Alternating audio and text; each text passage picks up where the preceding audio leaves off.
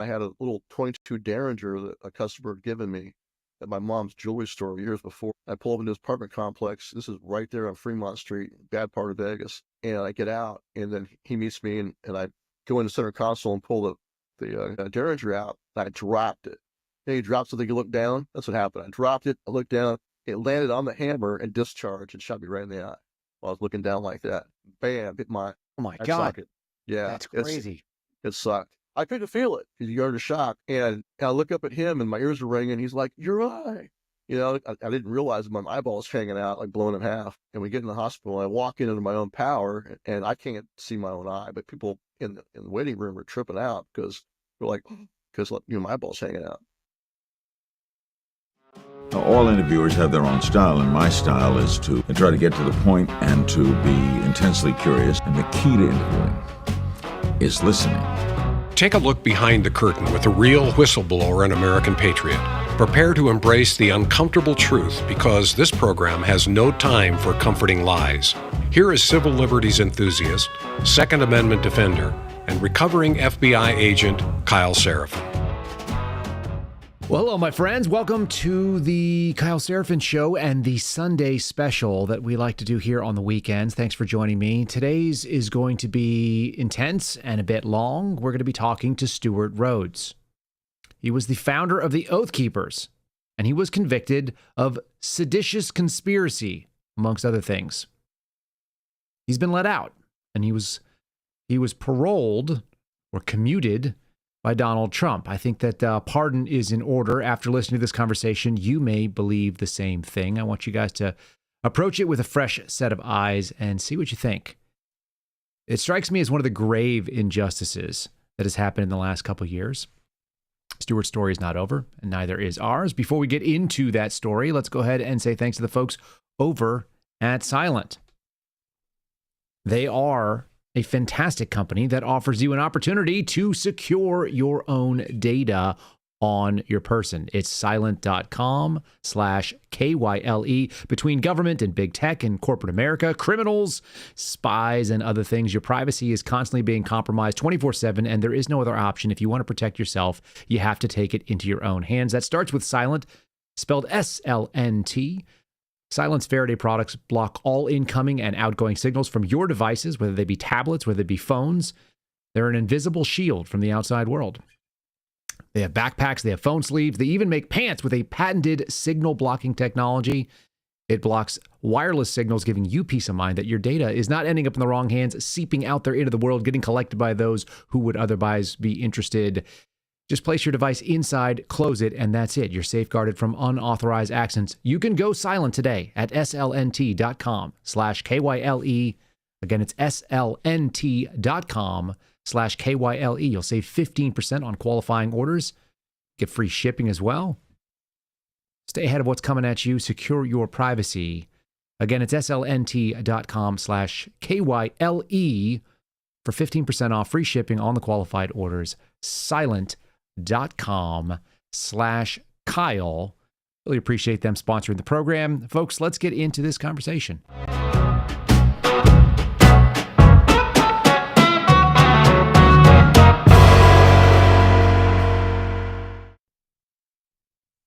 All right, folks, so this is our Sunday sit-down. We're doing it with Stewart Rhodes. Before we get started, I'm going to throw my phone in the Faraday bag from our friends over at Silent because the last time I did this, I had my Garmin watch just buzzing off nonstop. So we're going to put it in here. It's a roll bag. If you guys don't have one, check yourself out. Get yourself unplugged from technology and plug into your life. It's a good thing to do. So, Stewart, thanks so much for joining me today. I appreciate you sitting down, and we're doing this while you're on the road. So we're going to have kind of mixed audio and mixed video, but I think the story will be good. Yeah, good to go. You've got a really interesting bio note. I got a little paragraph from you, a little kind of a blurb of a self-intro. I saw things like Army Airborne. I saw Yale Law School. There are things that people do not know about you. I'm one of them. So I'm looking forward to getting to know you. Give people maybe a context of, give me that bio, if you would. Kind of hit the high points where we're going to go with this conversation. Yeah, so right out of high school, I joined the Army and served as a paratrooper in a long-range reconnaissance unit until I was disabled in a parachuting accident, and that ended my military career. I've got a fused spine with 2 steel rods in it from a night jump where I landed in trees and then fell out of the trees. So, but my family service was it was family history. a tradition for us to serve in the military. Both sides of my family, both grandfathers fought in World War II. All my great uncles fought in the Pacific, so I consider it my civic duty to serve.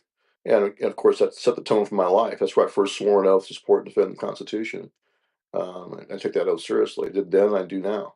So I was a cold warrior. This is during the '80s. After serving in the military, I went back to Vegas. That's where I went to high school and college.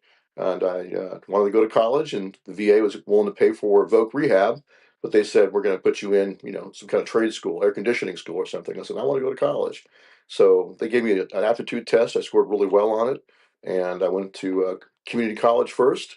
Got straight A's. Transferred to UNLV. Got straight A's there. Was in the honors program. Graduated top of my class, summa cum laude from UNLV. It's a small state school, but I did the best I could there.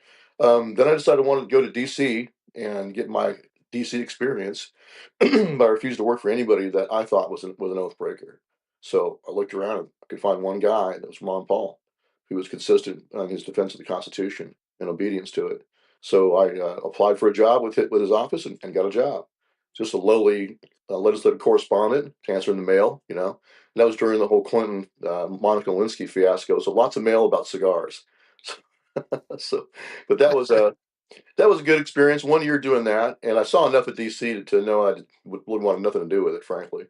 And I'd also been an artist. I was a sculptor for a while, and then went back to Vegas, and I became a painter in tourist trap in the Mirage Hotel, painting tourist names and animal shapes. I did that for a year between working for Ron Paul and applying for law schools, and I just busted my ass and studied for the LSAT and scored well and was able to get in pretty much everywhere. I was admitted to Harvard, University of Chicago, Yale Law School, University of Virginia, etc. But I chose Yale Law School because it was actually the most chill place to go to law school. Because by that point, you shouldn't be hyper competitive anymore. You should just chill out. That was the thinking of the dean, Guido Calabresi. He mandated that the first semester was just pass fail, and no one failed. So Mhm. less stress on the grades. So I What year started was there, that? 2001, and 9/11 happened just like a week after we had started law school, and 9/11 hit, which was a very bizarre experience, actually. Absolutely. What were So, your classmates thinking? Because Yale's pretty left leaning. I think it has been for quite a long time. That whole area, New Haven, is as well. What were they thinking when 9/11 went down? well, we were sitting in Guido Calabresi's tort class. He was our tort professor, and a student came to the door and whispered to the professor that a plane had hit the World Trade Center. And I could hear it because I was in the front row. And I'm thinking like a Cessna, you're not thinking anything like what it was. And so he went back to teaching, and then a little while later, a student came again and said, "Well, second planes hit the World Trade Center." And that's when I knew that, obviously there's something going on. So we all went down to the main auditorium, and they had this huge screen. They were showing the news on the screen. So we watched this live on this massive screen, and it was disturbing because a lot of the students were from New York City, so a lot of them had family and friends in the towers, and so you had students collapsing on the floor and just breaking down. It was just really rough. It was very traumatic, and I felt for them, because I don't care if they're leftist or whatever they are. They got family, so it was yeah, it was pretty devastating day because they were so close. A lot of folks were from New York City, and after in the aftermath, people set aside their differences for a while. Of course, that never lasts in this country. Unfortunately, we're so polarized. I think by design. But at that time, there was a lot of unity around it. Of course. Hmm. I had this sense. I read a book by Vince Flynn, which is just kind of pop culture, pulp fiction kind of stuff about some operators going in and taking out bad guys in the government, and it was written in 1997. And there was this sense in the late 90s, and I was in high school at that time, so I'm a little younger, but I remember people just getting really upset about the way our government was treating the average person, and I think people in general, they seemed fed up. And then 9/11 was almost like a hard reset, where the government got a lot more credibility to do things that we didn't think before. Was that something that you saw as well on the Oh East yeah. Coast? I wasn't in the East Coast at the time. Oh, absolutely. And of course, the dark, the dark cloud, that silver lining is that post 9/11, you had this relentless drive for more power in the hands of the executive and more emergency power and war power. And like I was a member of the Federal Society when I first went to law school, and that had started by a libertarian and a conservative. And I thought I fit right in. But then I looked around, and it's just really bizarre to see my fellow conservatives starting to talk like I thought the left would talk, just pretty much about unrestrained government power and centralization of power. But in the name of the war on terror, they're willing to do anything it took in their eyes to get the bad guys. And so, that's where you have the Patriot Act, which is the tip of the spear, frankly. Um, so I found it a very bizarre experience, and I stopped going to the Federal Society meetings because, like, these guys are acting like actual fascists. I mean, not like the Antifa smear against all the rest of us, but actually, the leader can do pretty much anything in the name of the war on terror without question. And that's where enemy combatant status started to be talked about and applied to American citizens. That's the argument that in the war on terror, anyone that the president designates as an enemy, a terrorist or an enemy combatant, can be whisked off to a bridge. And that was done to two U.S. citizens, Yasser Hamdi and Jose Padilla. And so I started writing about that with my major research paper in law school, and I'm arguing with my professors. And I had leftist professors like Owen Fisk was my supervised paper advisor, and they were fine with no access to a lawyer, no due process, no grand jury indictment, no jury trial. They were fine with all of that because a judge was involved. As long as a federal judge gave a stamp of approval on it, was reviewed by a federal judge, this designation, they were fine with it because they worship judges as the embodiment of public reason. That's what Owen Fisk actually said. Professor Fisk called judges the embodiment of public reason. And I had to show him that it was used, this designation was being used for like extraordinary rendition. He was fine with that too, until I showed him that it was actually being used to facilitate torture. Once he realized that once they black bagged somebody and took them off on a plane, they could be taken, when they were being taken to some other country and then tortured for their to induce information from them. Then he decided it was bad because he didn't like torture. So it's really a weird experience to be at Yale Law School and have professors who are supposed to be constitutional professors who don't care about the process, they care about the outcome.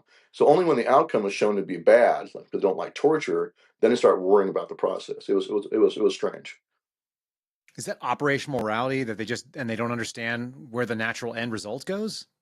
I think it's just human nature. I mean, look throughout our history. Whenever we have a history of setting aside the Constitution in wartime.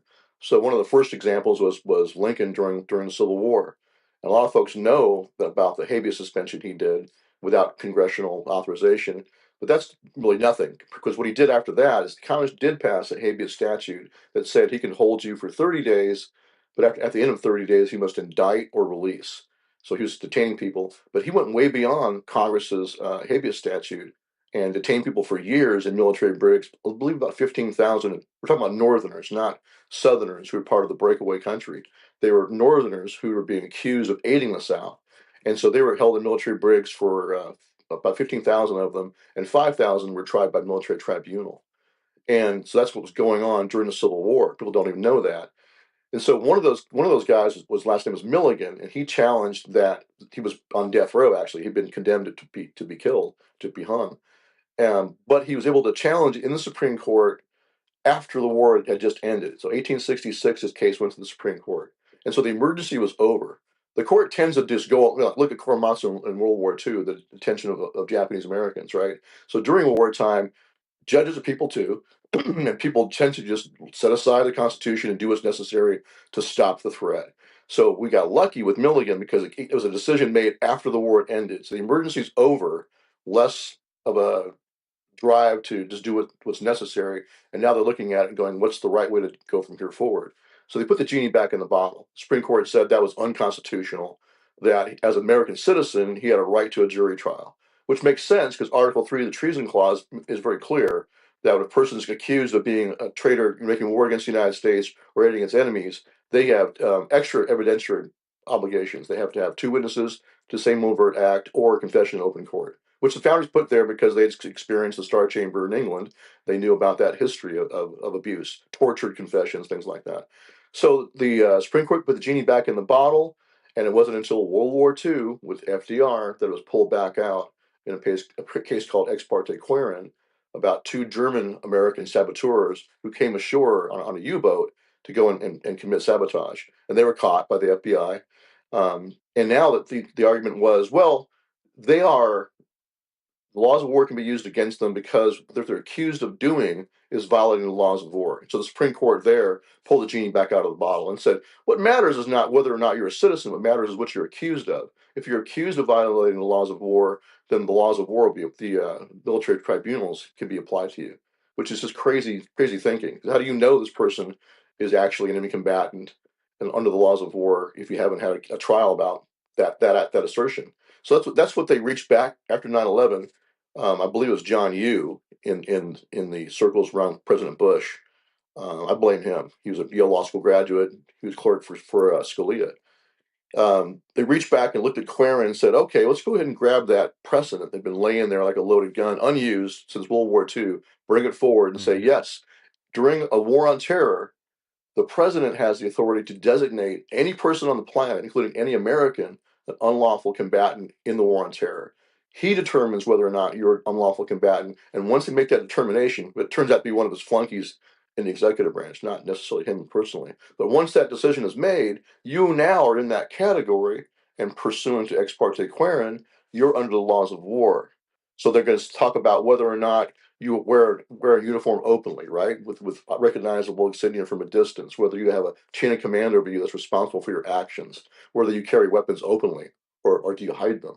So which is crazy because every American that carries concealed every day, you're not wearing a uniform recognizable at a distance with insignia. You're not carrying your arms openly. So are you violating the laws of war? Well, it's ridiculous, right? But if you're labeled an enemy combatant, they can say, well, look at the facts. He didn't walk around with recognizable insignia.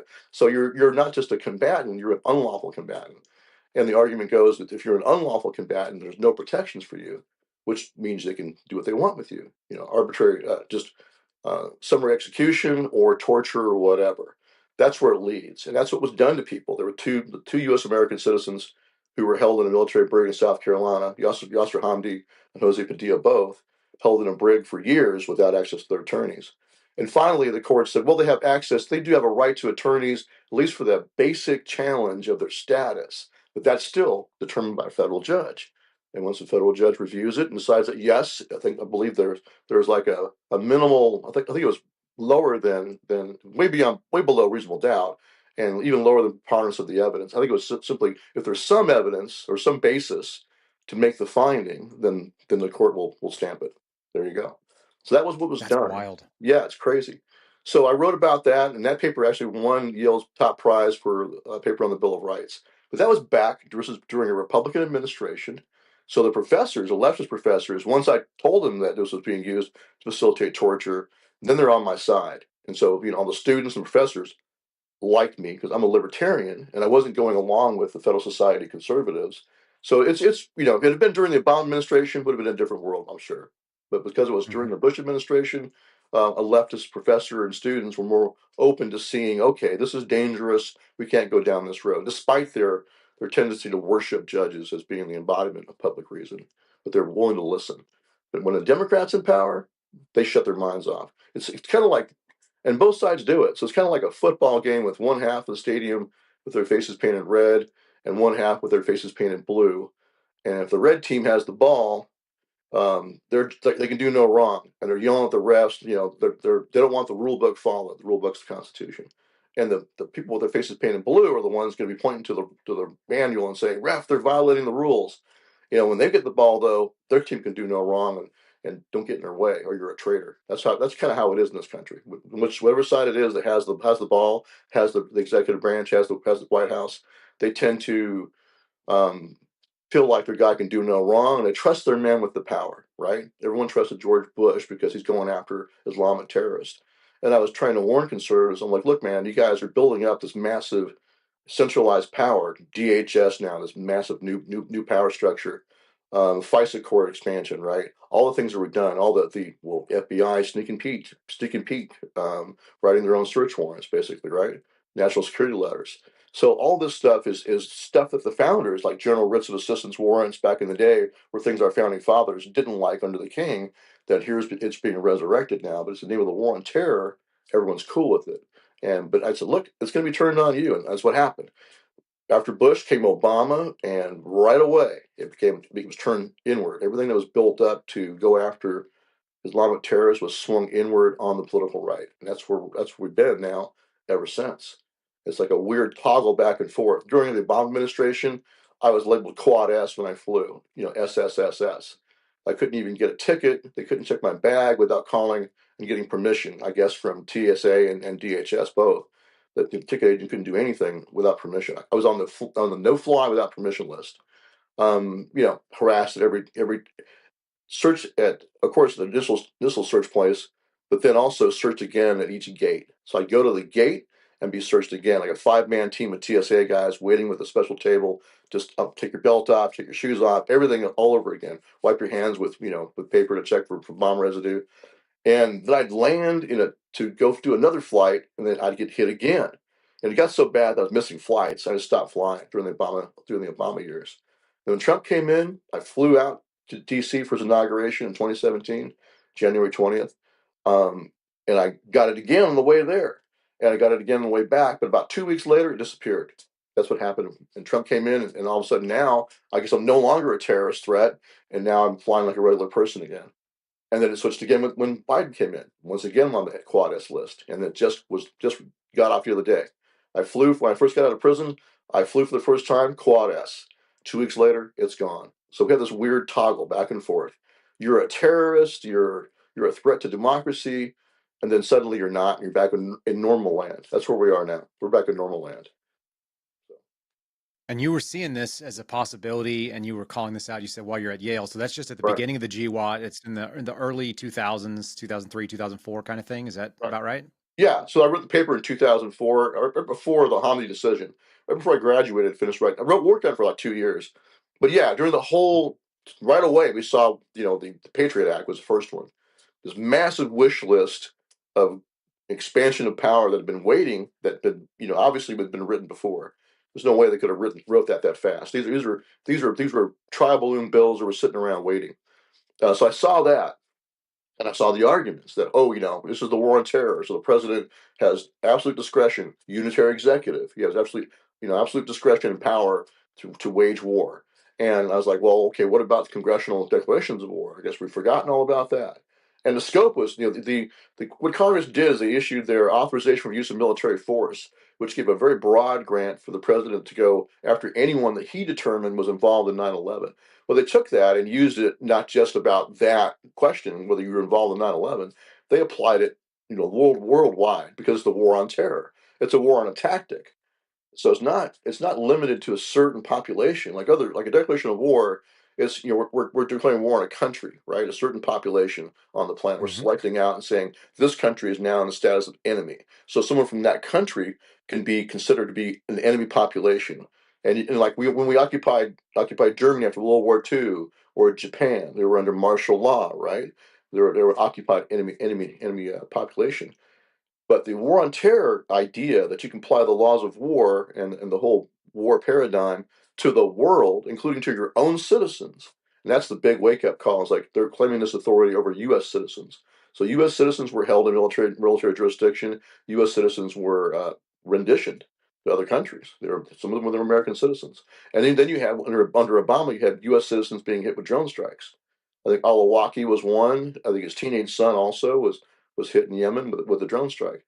And of course, a lot of people are like, well, we don't care, they're terrorists. Well, the point is, though, is that if your government can kill an American citizen with a drone strike because they've been designated unlawful combatant, don't think that won't be done to you eventually. And that's my warning to them. They didn't You've used the listen. word rendition a few times, and some of my audience will be familiar with it. It's things that I've obviously heard about working at the bureau, but maybe define it on behalf of those that are not with a military or an intelligence background. Right. Why is that such a scary word? Well, they call it extraordinary rendition, which means you're going to be rendered over to a partner, an ally in the war on terror. They would take a person Hmm. wherever they might be found. One guy was snapped up in Canada, and they take him to Egypt, or back then I think Egypt was one, and I think Syria was another. No, Turkey. I think Egypt or Turkey. But there's places in other parts of the world where your allies. This is being done, you know, frankly, it's being done by the CIA. That's who's involved in this. That's along with State Department personnel.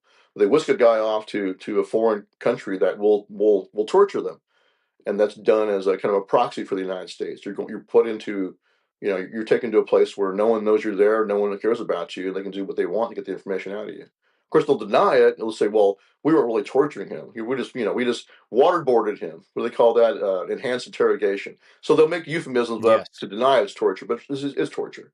And of course, they all know it's torture. That's why they're sending the guy there. They figure, hey, and the argument is, well, do you want nukes going off? Do you want mushroom clouds over American cities? I even had an uncle of mine, dear uncle I love, but him and I got in a shouting match, and he came to visit me. He's like, he said that. Do you want mushroom clouds? I said no, but I don't want to. I don't want to destroy the Constitution either. And people say, well, the Constitution's not a suicide pact. That's right. I don't think it's suicide to follow the Constitution. I think we can win the war on terror or any war without destroying what we're fighting for. So it was a really strange experience to watch people that, otherwise I get along with just fine. But when it came to that, they just drinking the Kool-Aid. They were just all about it. No matter what it took, let's win the war on terror. And they were willing to tear down every restriction on power to get there. And then problem Have is some when of those, yeah, have some of those people come back and swung backwards? Because I've seen a lot of people kind of change opinion after seeing the results. Kind of like you're talking about your leftist professors. They had to see where it ended, and right. once they did, there's been a modification. Have you seen temperance on that Oh in yeah, your definitely. crowd? Definitely. So post law school, I worked for Ron Paul, and then Ron Paul ran for president. So you're Yep. looking at 1998. He ran for president, and we got a lot of course. There's inside of the conservative movement or on the political right, there's always been America firsters. There's always been people that are concerned about our sovereignty, distrustful of the United Nations, distrustful of the World Bank. Rightfully so, distrustful of all of these international government bodies that they're not accountable to us, the people. And so there's always been that, and there's always been that. Like, so you've always been like we call it the Ron Paul wing or the Pat Buchanan wing of the party, or the Goldwater wing.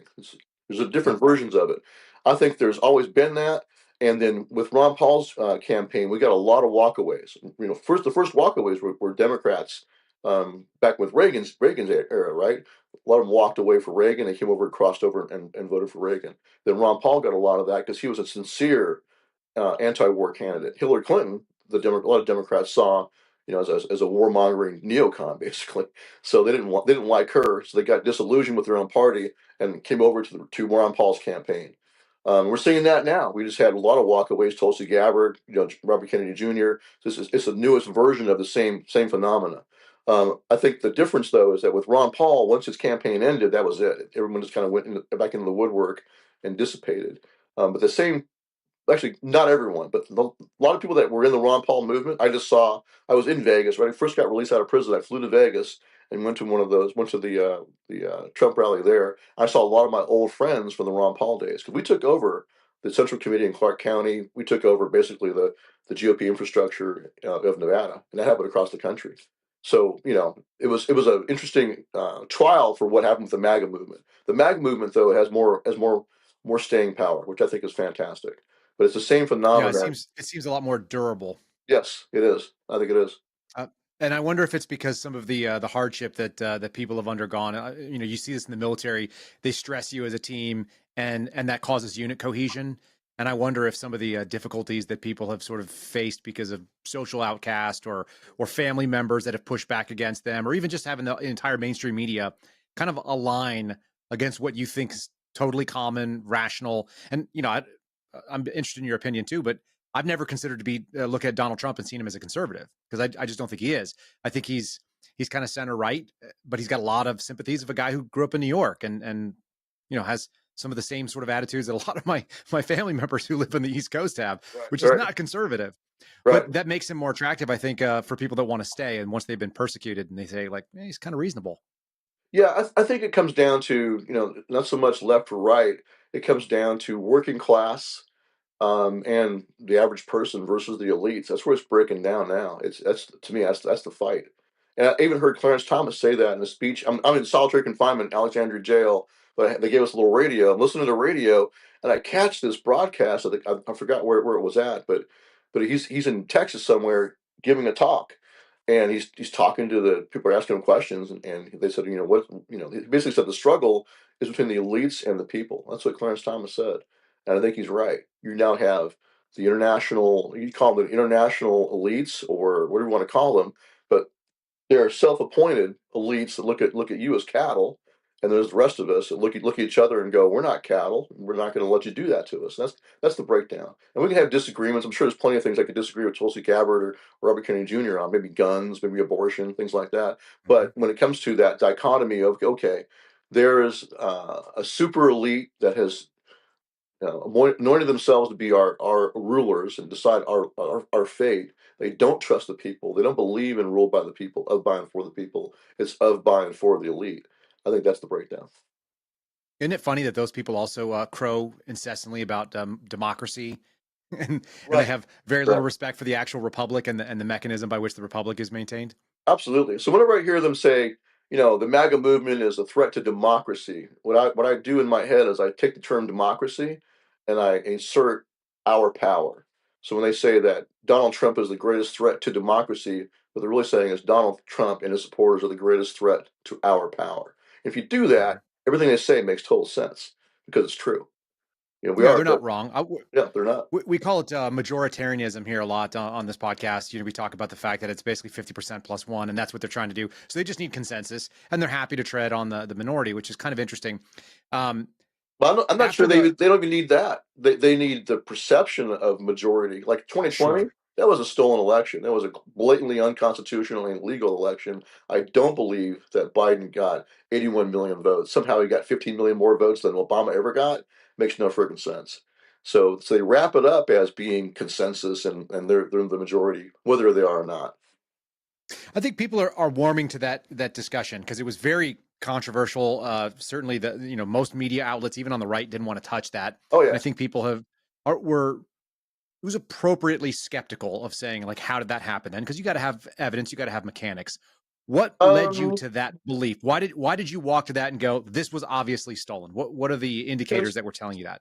because I don't have to see the proof of the fraud to know it's illegitimate. If they don't follow state election laws passed by the legislature, A, it makes it illegal by state election law.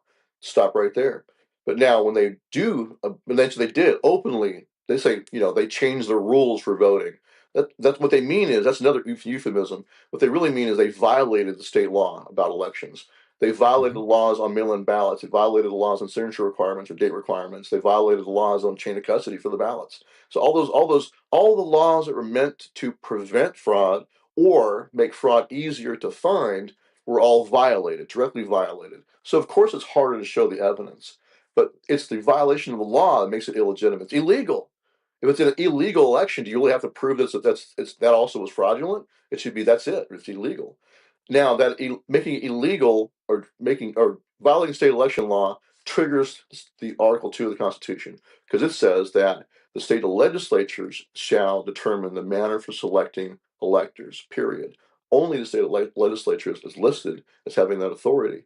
So when the state legislatures, and they used to just pick their delegates, state legislature would come together and pick the the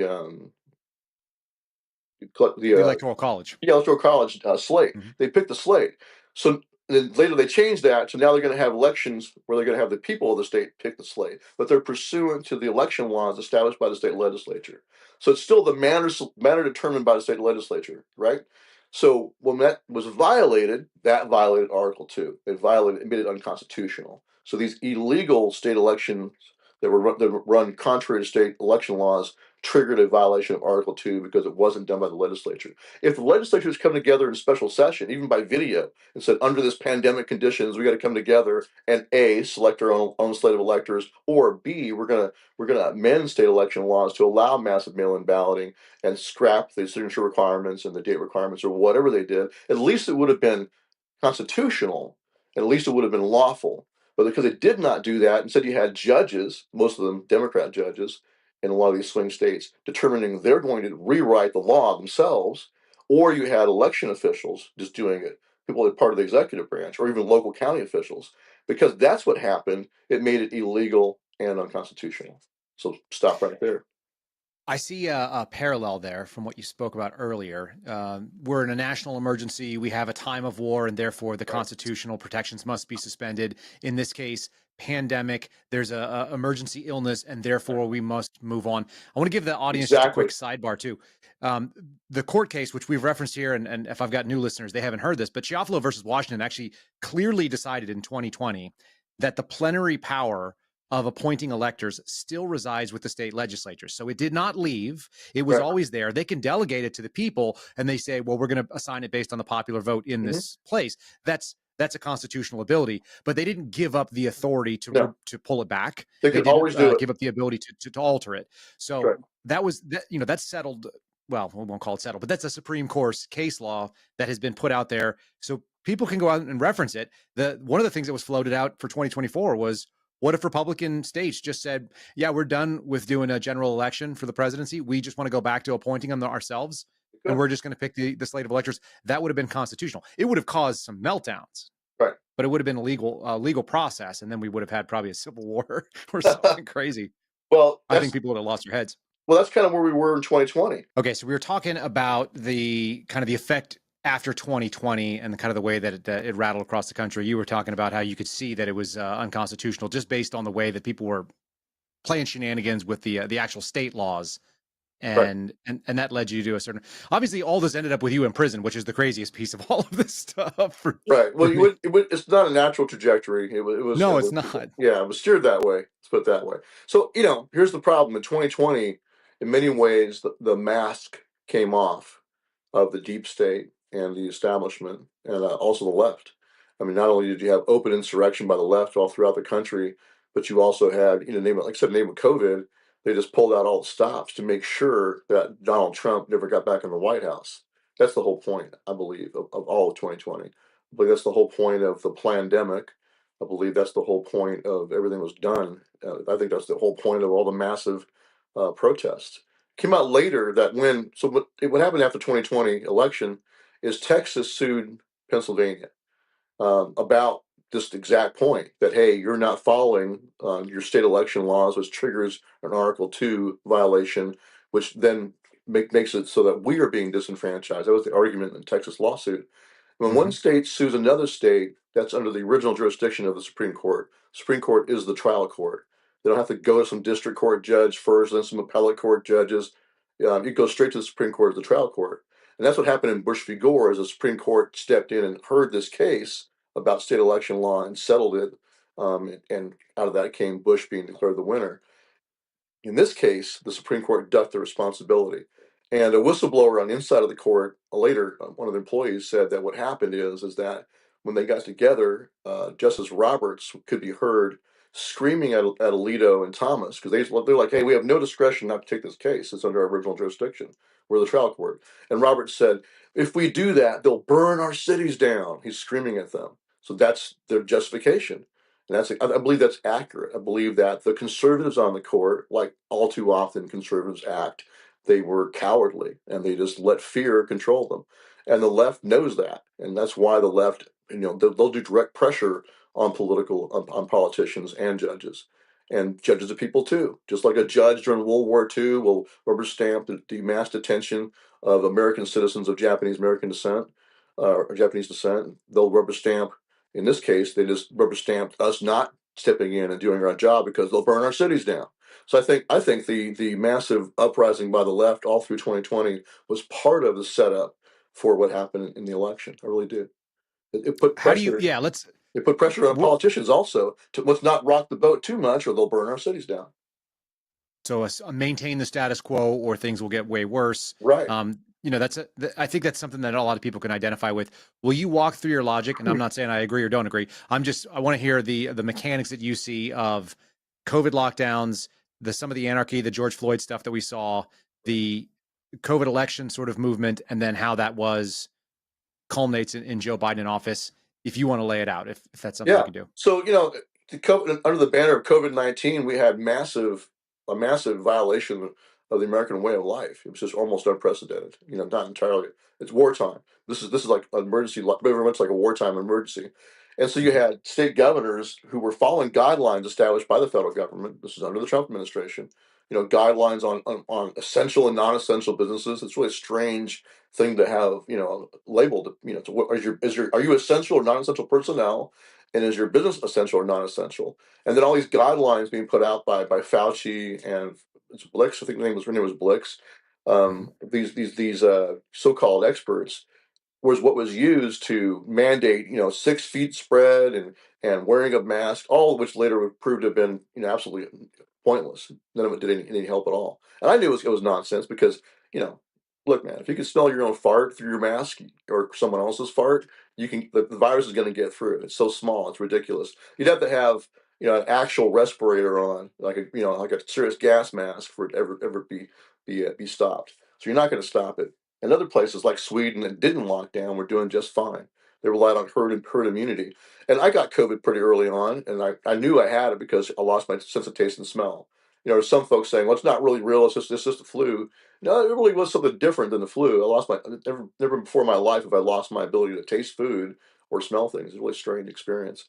But Mhm. I jumped online and figured out pretty quickly that hydroxychloroquine is what's being used to kill it. And all it does is open your cells up and allows the zinc to get into your cells. So I did. I forgot the name of that outfit. Stella Manuel was the online doctors, but I did an online tutorial with her, um, consultation, and she'd give you a prescription for hydroxychloroquine, zinc, a Z-Pack, antibiotic, and C and D. I think it was C and D and C and D and zinc. And so I took that, and I was good to go. And so it became pretty quickly became obvious that the medical establishment was suppressing and denying that hydroxychloroquine worked because you can't make money on that. That's the bottom line. It's been around for so long. The patent's been expired, and it's an open drug. Anyone can go out and make it, right? So we can't have that as a solution. Big pharma doesn't like that. So big pharma is doing the whole fast track warp speed was finding a cure when really all you needed was zinc in your cells. And you had hydroxychloroquine, and later ivermectin came out also. It's doing the same thing. They just open your cells up to get the zinc in. So, right away I can tell that there's this, a bunch of bullshit being spread around, and it's being spread around by the same people. And It's just obviously, you weren't alone in that sense. There were a lot of right. people that No, started doing it, and yeah, and then somehow something else happened. There was it seemed like a combination of people decided to become very, very upset about a criminal and a police officer interacting in a blue city, and on top of that, you weren't allowed to say the things that you just said out loud, lest you be right. canceled. So we had a canceling of whether you could speak, and then we had this outrage situation. How do you see that playing into the sort of Oh yeah. that So path you were talking? So you had, in the name of COVID, an emergency. Like I said, the gloves came off or the mask came off. So, like for example, Oath Keepers, we were purged. We had a main Facebook page had 500,000 followers, and then we had multiple state pages, and then thousands of local pages on Facebook of our different chapters across the country. In one day, in the summer of 2020, all of that was purged, just all of it terminated. And anybody who had been an administrator on any of our accounts, their personal accounts, like with their family photos and all their timelines, wiped out also. An absolute purge. No explanation, no warning, no saying you violated this rule or that rule. They just cleaned us out across the board. No explanation. And then we were deplatformed across other platforms too, Teespring, I think it was Instagram, just you name it. The big tech companies started not just suppressing opposition when it came to COVID, but just all opposition. Anybody that they considered to be an opponent of the regime, I would say, of the deep state, was being purged. I don't know if it happened to you, or other people like you, but it certainly happened to us and other groups like us. So Was there a revenue loss for that? oh, of course. Absolutely. You bet. So, and then of course, after some of my co-defendants were arrested after J6, um, like Jessica Watkins was one of the first ones to be arrested. And the people who processed our credit card company payments, they said, hey, you're going to have to disavow Watkins. If you don't, you're going to be put on a blacklist across the entire credit industry. You'll never be able to run credit cards again. And I said, I can't do that because Watkins is innocent until proven guilty in our system of laws. And until Watkins has been convicted of anything, I'm not going to disavow her. or him. It's actually a guy. Turns out Watkins was a transgender. So it's a very strange experience. Yeah, it's true. So, but Watkins wound up sitting next to me as one of my co-defendants. And when Watkins first joined Oath Keepers, we were told that Watkins was an EMT and came with the boyfriend. So and did well on our a couple of different missions we did for security missions, and did a good job. But I thought that was a woman. I had no idea. But just ironically, it turned out to be a transgender. That but that's a but wild moment. but a transgender with honor. So Watkins had been an Army Ranger. Real name was Jeremy. So changed his name to Jessica and started transitioning. So I've got a problem with transgenderism overall. I just think it's mental illness, frankly. But Hmm. I'll say that Watkins at least conducted himself honorably at our trial. Didn't bitch out. Didn't plead out to a crime he didn't commit. Didn't lie against other people. So I think you got to give Watkins props for that. So, but yeah, Yeah, it was strange. well, I mean, that's just a weird thing. You see some guys that they served in the SEAL teams, or they came out of the special forces, and then they end up in this scenario where they're going by a female name. And I'll give you a female name. You can change your name to anything you want, and if you want to call yourself Mr. Bunnies, that's okay too. Right. But yeah, I'm not going to change the pronouns per se, but it Right. doesn't mean I'm also going to be disrespectful to you. Yeah. It puts you in a weird spot when you have certain beliefs, and at the same time, human dignity is dignity, and people who Sure. comport themselves properly, they Right. have some other weird things going on. I'm sure we all have some of our own little idiosyncrasies that other people might disagree with, but they look at you and they take you at face value. Oh yeah. Hey, one of mine came out in my trial. We can talk about that in a little bit. But Yeah, no, look, I'm a libertarian. Live and let live. You want to live your life, you do what you want to do. But of course, like so many other people, what I don't like is the transgender story hour and all the weird stuff where they're basically grooming kids and trying to affect what the right. kids do, and then trying to get kids to transition as a child. It's just ridiculous. If you can't consent to sex, you shouldn't be able to consent to a sex change. It's just crazy, you know? Well, it's funny we're seeing this right now too, because the left is all about credentialism, and they're all about young people can make good decisions. My 1.5-year-old is supposed to know when Right. she is a different gender and all this kind of stuff. But they're really mad like a 19 or a 25-year-old who doesn't have a college degree but has multiple businesses is working with Elon Musk at Doge. So that's very offensive to them, and so they Right. just don't have. It goes back to that football game you're talking about. Right. As long as my team has the ball, they can do no wrong, and so they're more than happy to call the rule book out only when it benefits them, and Yeah, it is both absolutely. sides. Yeah, you can get Pete Buttigieg in charge of the entire transportation structure in the United States. What's his qualification? Nothing. He's gay. He's Yeah, he's gay. gay. I mean, Yeah, that's you got to give it to Pete Buttigieg is a smart guy, and he's an educated guy. So and he worked at McKinsey, so you don't have slouches there. But it doesn't mean that he knows anything about the particular field. It's just Again, they hired him because he was gay. We all kind of right. knew that. We looked at him when why else would you pick a guy who was a mayor of a tiny town that didn't matter? They call it DEI, right? I call it DIEE. That's what you really should Hmm. call it because it's about killing this country, ripping it apart, perpetual microcosm, divide and conquer. Everyone's a victim, and everyone's trying to scramble for the hierarchy. They're like crabs in a bucket. Which one's a bigger victim? At the pinnacle, tends to be a black transgender. That's the Midget. pinnacle. Yeah, Right. black transgender Yeah. midget. You got to be a midget too, There you go. With no or legs or something. autistic. Right. Yeah. Uh-huh. So, what's the Well, all epitome? that being said, what's funny to me, and I kind of sit, I'm like a Christian libertarian, if you will. So I fit I am too. into that Yeah. bucket of people. So you've got libertarian principles for politics, but when it comes down to it, I still have a moral basis for it, right? Which I think makes it more complete. Right. And I'm a I guess the Jeffersonian. That's how I see myself. yeah, Yeah. sure. If you were to get everybody to go down to the most unique identifiers that they have, you'd end up being an individualist, which means they probably would all end up as libertarian. They could actually self-radicalize if they went far enough down the chain of of hierarchy of victims. They would just have an individual. They would describe one person, and you'd go, "Yeah, we think individuals better." Right. We probably would agree at the end. Well, it's Marxism. So the Marxists switched back in the '60s when Bill Ayers was running around as being a terrorist was what he was.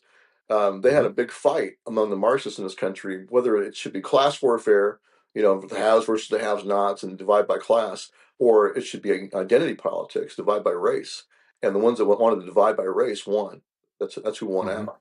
They wanted to have the indigenous people of the world versus the oppressors. And if you're not indigenous, then you're an oppressor. So basically, if you're a European, you're an oppressor. You're just born that way, and that's how they act now, right? That's the absolute the white male, the toxic masculinity. But of course, it gets down to black males and Hispanic males too. They're being taught that they're also toxic. So it's not just race because it's really ideology. It's a tool. So the Marxists will use that tool to divide and conquer. But if you're a Clarence Thomas, for example, of course you're horrible and evil, and you should be killed because you're really a white man in a black man's skin. If you don't believe in their Marxist ideology, then you're a self-loathing, self-hating, black man. You have no Right. credence. Yeah. So it's just really I weird. had But the it's, same it's, a, it's a conversation. tool.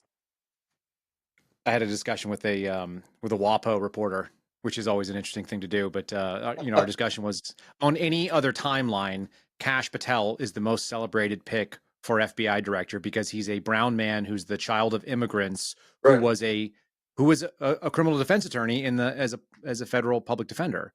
How Right. do they not celebrate that guy? It's Right. just It's because everything's upside down. Again, it's the face paint. it's ideology. The heart and soul of it, it's Marxist ideology. As long as you play ball with their ideology, you're good. But if you don't, it don't matter what else you have. You're a woman. They don't care about females that are running for office. Trump has look how many women are around Trump right now. He has this massive Mm-hmm. cabinet full of women, but they don't care about that. Absolutely Yeah, it right. makes me concerned actually. So there you go. We share that. But it's not about their ideology for me. It's just some women don't belong in power. I'll just say I want women. The worst bosses I've had were all female. So there's just that. And I'll say it unabashedly. I want to hear about the Oath Keepers. I want to hear about, because you've mentioned it at the beginning. You said the oath. It meant something to you. Sure. This obviously led to this organization. Everybody's heard a demonized version of it. Even the best thing is that I think I watched an interview with your ex-wife who Oh referred to you as like a Disney villain. This is very funny stuff. yeah. And Yeah. she's like, She's he's got gone. a black hat and he's got the eye patch and the whole thing. And I was going like, I've seen him speak. He doesn't seem like a Disney villain, but Yeah. it's good to cartoon people. That's the only way that they're going to be able to divide it. Tell me about how the Oath Keepers started and how you guys ended up being such a dangerous organization So to whoever thinks you're dangerous. So the Oath Keeper movement actually came out of Ron Paul's campaign when he ran Okay. it was actually 2008, not 1988. It was early. I don't know why I said that. So 2008, I worked for Ron Paul in 1998.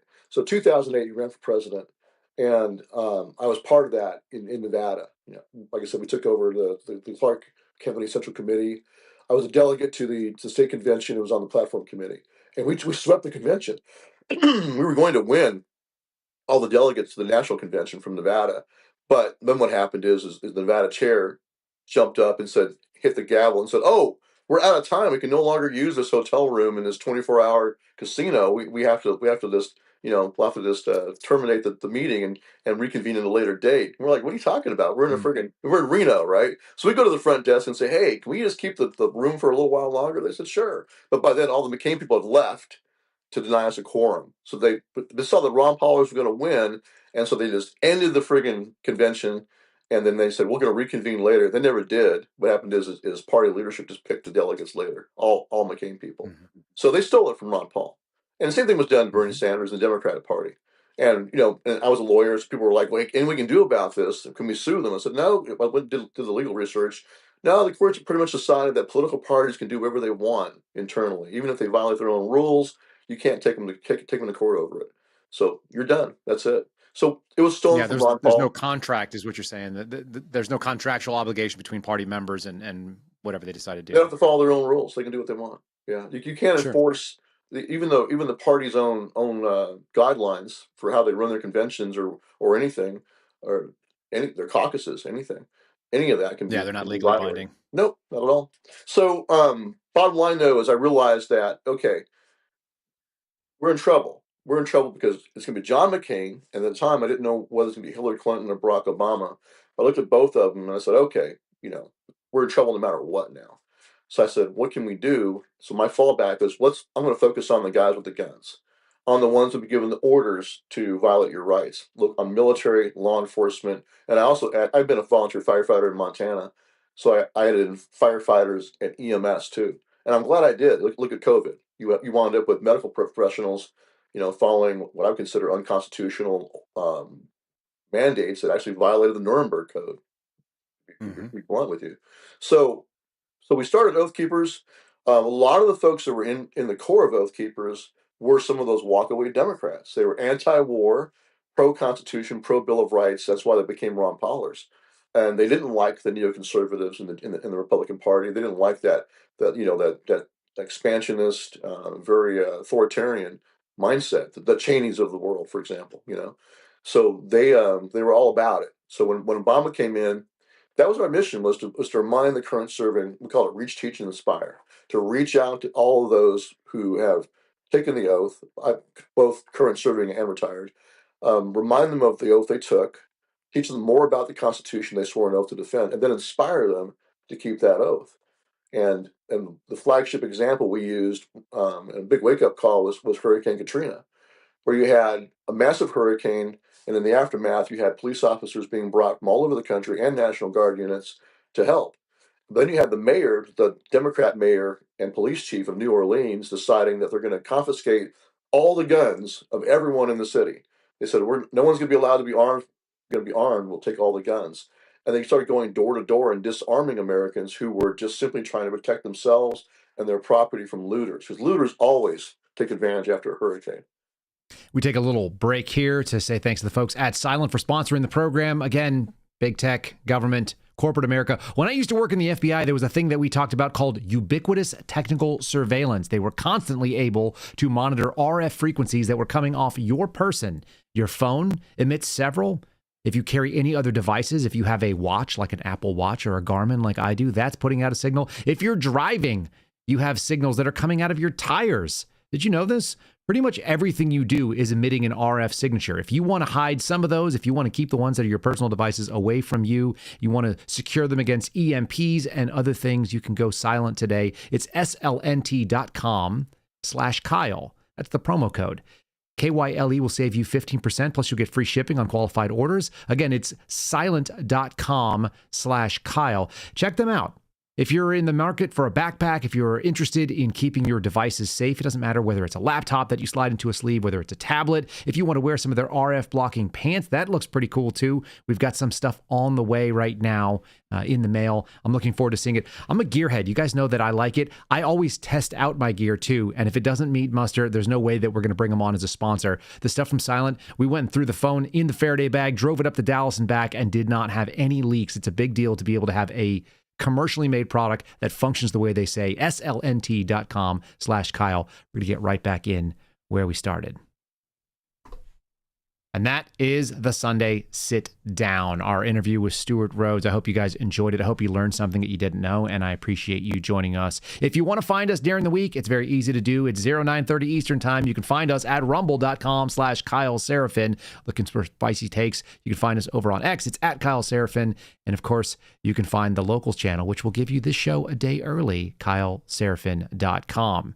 If you're sick of the ads on YouTube, join us on Spotify. You can watch it after the fact.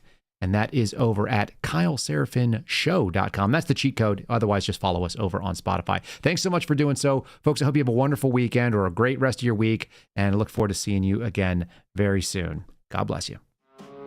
Thank you for listening to The Kyle Seraphin Show, streamed live weekdays on rumble.com/Kyle Seraphin. Follow Kyle on Twitter, Truth Social, and Instagram at Kyle Seraphin.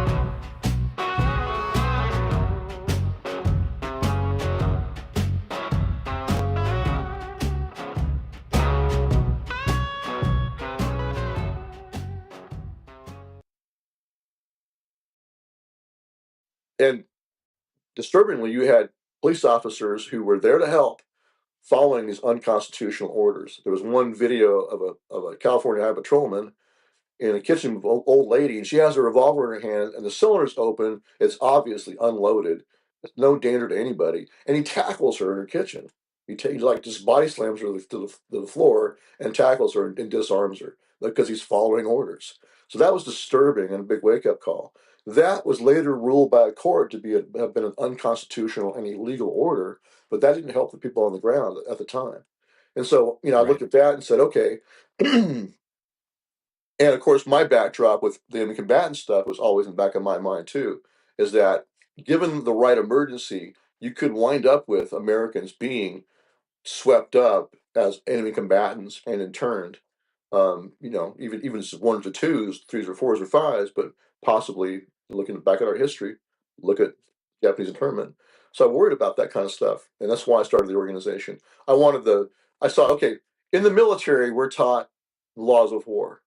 And then when I went Hmm. through, my lie was the big example they used. It's like, okay, here's an example of someone, Lieutenant Colley and his men, following unconstitutional orders, killing women and children, blatantly a violation of laws of war. Lieutenant Colley defended himself by saying, "Well, I was just following orders. That was his defense." And as we taught the Nazis at Nuremberg, that's no defense. Just following orders is no defense. So we were taught you have to comply with the laws of war, which means you're on the hook either way. If you disobey a lawful order in the military, you can end up in Leavenworth, or even be shot and executed if you refuse a lawful order during wartime.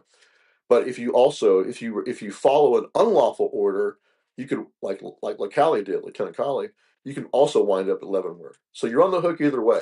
So you have to know the laws of war and you have to comply with them.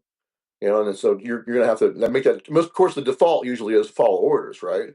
But if you're given orders are blatantly unlawful, you have an obligation to say no. Problem is when a military service member or a military veteran that becomes a police officer, and now he's operating inside the United States, like say in aftermath of a hurricane. Now you're not looking at the laws of war; you're looking at the U.S. Constitution and the Bill of Rights. And we're not taught the Bill of Rights in the military. You're not taught the Bill of Rights as a cop. You're taught case law, like Terry stops and things like that about what you can and can't do, but you're not really taught, hey, here's the First Amendment, here's the Second Amendment, here's the Fourth Amendment. You're just taught case law to do your job, and that's it. So that's why you get police officers obeying laws or obeying orders that are in direct violation of the Second Amendment, like we saw in Katrina. So I wanted to fix that. I said we're going to be used domestically. Police officers already are, but if the military is going to be used inside the United States, I want them to think about the Bill of Rights in addition to the laws of war. Okay. What was the reception for Oath Keepers as you guys were launching it and starting to talk to people? Oh, well, hey, because it was Obama had just gotten elected, and a lot of these conservatives were freaking out because they'd lived through 8 years of President Bush, who they trusted with all that power. Now suddenly it's in Obama's hands, and here's this community organizer from Chicago who launched his political career in Bill Ayers' living room. The radical communist from way back, the Weather Underground guy. That's one of his political mentors. So he's looked at him and they're like, they don't trust him. They trusted, and of course he's a black Muslim communist. So it's just kind of funny. It's like this, almost like a pinnacle of the worst nightmare for some of these people on the political right. Here you got a Muslim. They just had a war on terror, right? Or they're still in a war on terror. But now you got a guy that you suspect is not really loyal to his country because he's a Muslim, and he's also a communist. So, and he goes to a radical black church that hates America. And I'm not a racist at all. But the point is I think Barack Obama is one, because the church he went to, the pastor was openly talking about basically um, the standard, what came to be known later on as the, was it 1618 project, what it was called? This 1619. Yeah, we're talking yeah, about Jeremiah critical, Wright here, the yeah, radical sort of right, firebrand preacher. And right. I don't know. Is he a Christian? Is that what he espouses allegedly? I don't know, but all I know is he's buying into critical race theory, that America is inherently racist and therefore evil. So I'm just saying that it was kind of funny Yeah. to me to have all these conservatives who have been warning, like, guys, don't do this, and they go ahead and do it anyway, and then bam, here's the guy that there's in their minds their worst nightmare, and suspected gay guy too, right? That's what Barack Obama was also suspected of being gay. There's suspected. Right. There's So what a weird let's call it like the last 15 years or so, just kind of the stuff that has floated out there that oh yeah. unsubstantiated but widely believed. I joke with my audience sometimes that I was sitting in a surveillance car for the FBI and I get a text message from my wife, who apparently was sitting and watching Alex Jones all day. And she was like, is Michelle Obama a man? And I'm like, I don't know. I had never considered that. Is that a real thing that we're worried about right now? Is that a possible lie? And then she sends me the videos, and then you watch it and you go like, well, shoot, now I have no idea what's going on in the world. Right. Those are strange folds in a garment. And I don't know. And it doesn't really affect me either way. Like, it Yeah. doesn't really matter, Is Michelle Michael? but it'd Yeah. be weird. Yeah, it'd be a weird thing to lie about, and it would be a strange thing to find out was true, and it's a weird question to have either way. And so all of it just makes, for me, I'm kind of a skeptic. So if people say Right. something is true, I kind of just go like, yeah, but is it? Wasn't it But Joan Rivers still, though that said that right before she died? yeah, of With course. But camera? Joan Yeah. Rivers seemed like she was drugged out of her gills all the time too. She sounded like a walk-in drunk. She sounds like Nancy Pelosi. So you watch people like that, and you just go like, can we actually trust anything that anybody is saying right now? Which is Right. why I generally tell people, look, if you should, whatever you want to believe, you should actually start from the opposite of it. And if you want to believe that the government is going to be good with power, you should start and try to prove the opposite. It's fairly easy to do the things you just said. It's Yeah. easy to prove historical examples of a lot of evil from government overreach, and that should be the argument against it. Even if Right. you think we can trust this guy, there's always going to be another guy coming up. And it Oh doesn't yeah. matter if you hated Bush or you hated Obama, you probably didn't like both of them at once. Right. Most And people did. eventually the other side's going to get power. You're not going to like it. They could take that to the bank. That's going to Yeah, happen. well, that's 2025 for the people that were so excited for the last 4 years and have been doing a lot of wild things. I mean, Exactly. the turnabout, as my buddy George Hill likes to say, payback is a medevac, right? Right. Yeah, It's exactly. it's real easy to see that you're not going to be real happy when, if you've abused power, it's pretty likely it will be abused against you, or it will at least feel like abuse when it goes back to middle, Well, because you'll be used to something that has been going on. you'll be worried about it. Yeah. So, and Yeah, my big picture is I don't want excessive power in anyone's hands. Like when I was right. in prison, I worked as a GED tutor. That was my job. I'm teaching these guys trying to get their GED. So, I'm doing civics. So I'm on the board going, okay, executive branch, legislative, and judicial. I put the executive branch in the middle. And I said, now, let's look at what's under the executive branch. And I started labeling all the alphabet agencies. Their mouths dropped open. They're like, that's all under the presidency? I said, yeah. This is the executive branch. All the administrative state is here under this branch right here. All of it. And then this blew their minds. And I was like, and who gets to run Yeah. that? Well, Whoever wins that election, that's who gets to run all of that. Yeah. It's a trip. it's wild to hear people talk about, quote unquote, the government, which I know you hear it, and I probably slip into it, and odds are you do too. It's just an easy thing to say.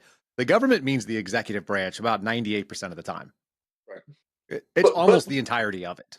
unless you're Trump and you're trying to rehabilitate or purge out and clean the executive branch, then the judges step in and say, no, you can't do that. You can't have access to your own Treasury records. Even your own Treasury director can't do that. So that's where we are now. That's right. So, but it really is It's wild. it's the permanent Washington. I usually call it permanent Washington, the expert class. Let's trust the experts.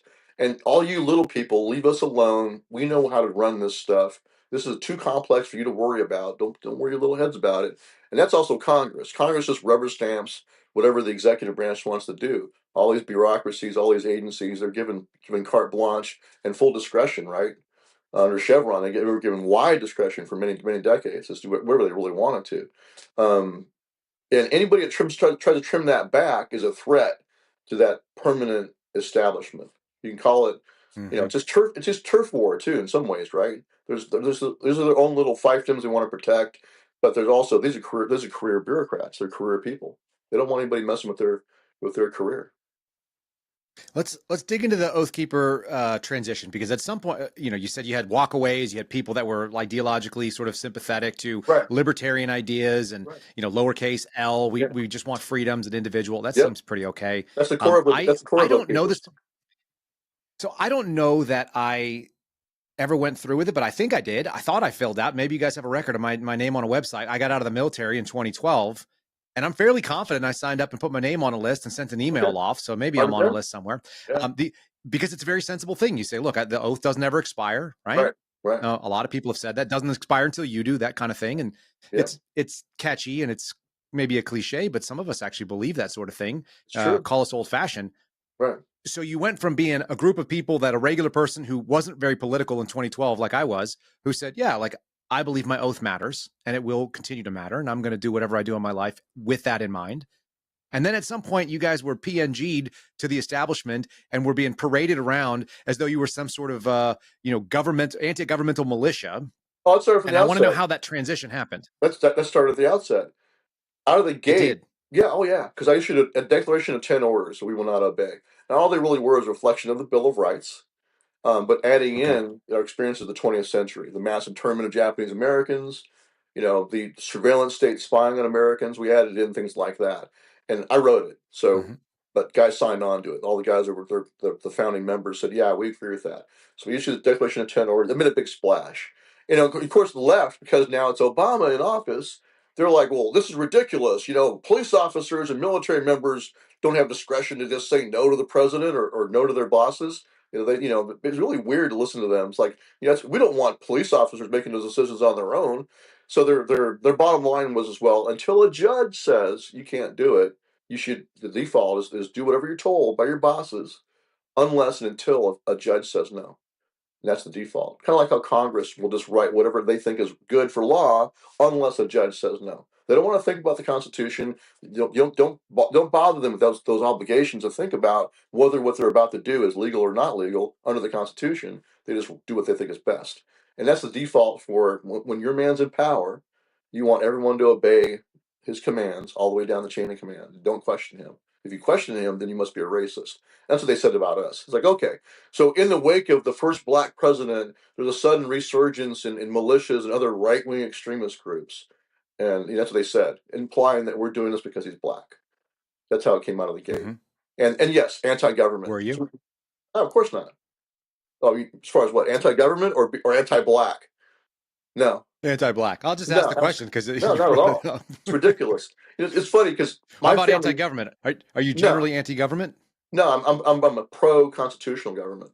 I'm a government. You can call me a minimalist, but I'm not an anarchist.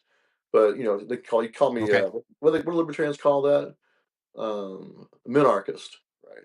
So I'm a small government guy. A minarchist. That's small. Okay. Yeah. I guess I like to say that I'm sort of anti-government, but that's probably not appropriate. I'm not anti-government. I'm just anti the size of any government we've ever seen. Right. I mean, anti all the governments exist. It's kind of like Churchill said. Democracy is the worst form of government except for all the others. I think our constitutional republic is the worst form of government except for all the others. Right. So no. Yeah. So we have a saying over here on this podcast that I'll share this one with you just because it's fun.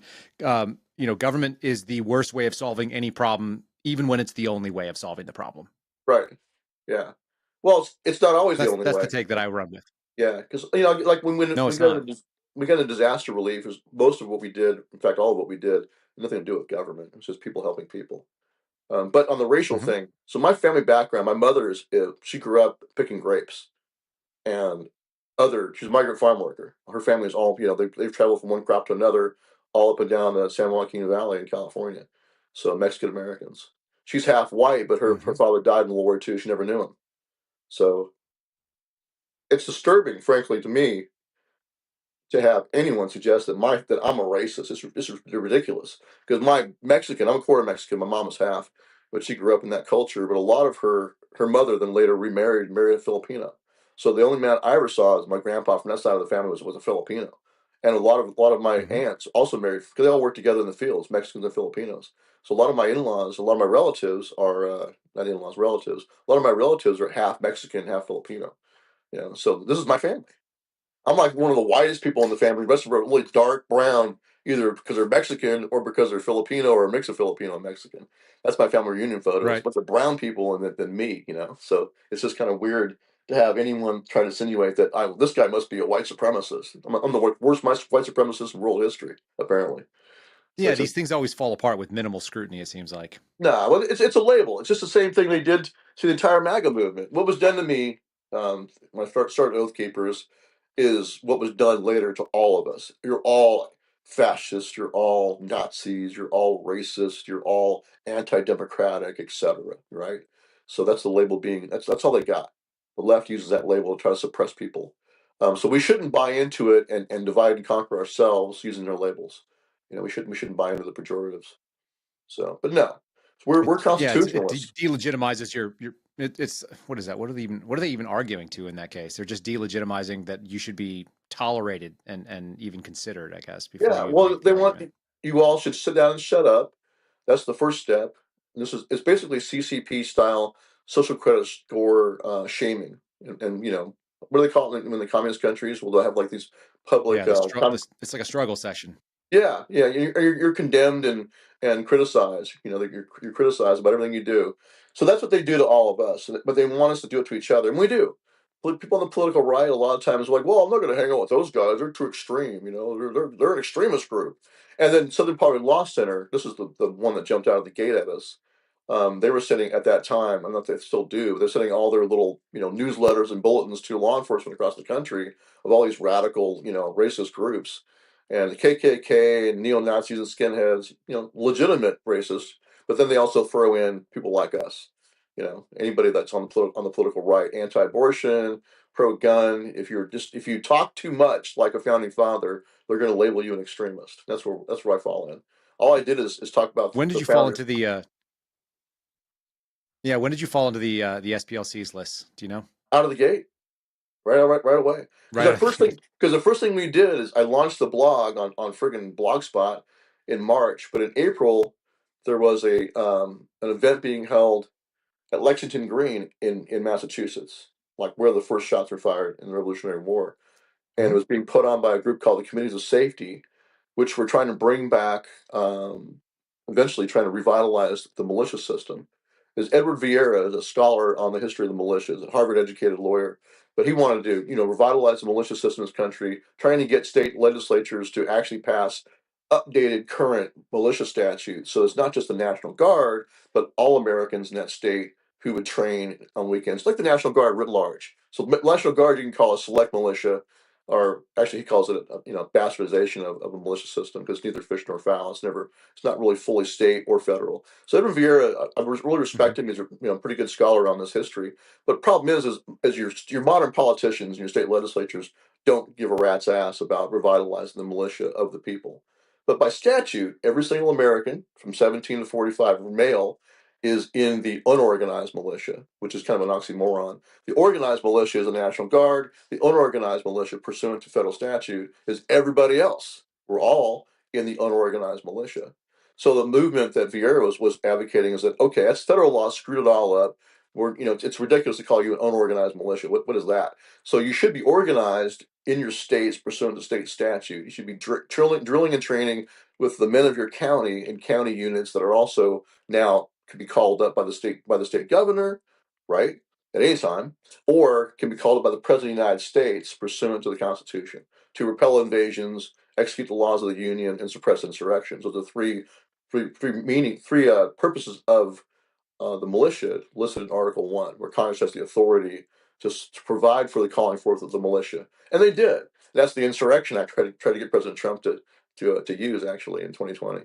So, but anyways, this militia statute's been around forever, and there's the Insurrection Act that the president can, to this day, call us up. And I think what President Trump should do, frankly. I think he should call up all of us military veterans in particular. We're all trained. We all trained according to our MOS. I was 11 Bravo 1 Papa. I was a paratrooper. So we all have skill sets, whatever your MOS was. What was your MOS in the military? What did you do? So I was in the Air Force, but I was a medic. Okay, so there you go. That's an awesome skill set. So you can do a tour of duty on the border, right? So the president could, to this day. And I was talking to some veterans the other night on a podcast about this, because their perception is, well, on the political right, the perception is, well, the Second Amendment is about break glass in case of tyranny. It's there to protect us against a tyrannical government. And that's partially true, but they're missing the real point. The whole point of the Second Amendment was to make sure that we're all armed so that we can fulfill our obligations as being the militia, which is what they saw as the people themselves being the force for either for law enforcement, for disasters, for, like I said, repelling invasions, suppressing insurrections, and executing the laws of the Union. It'd be the militia. And that's the founders' design. And why they wanted it that way, because that's a safe place to have that kind of power. They distrusted standing armies, right? Professional standing armies where the men have a career in that army, they're more likely to follow orders. What's the difference between a standing army that has those problems versus the militia?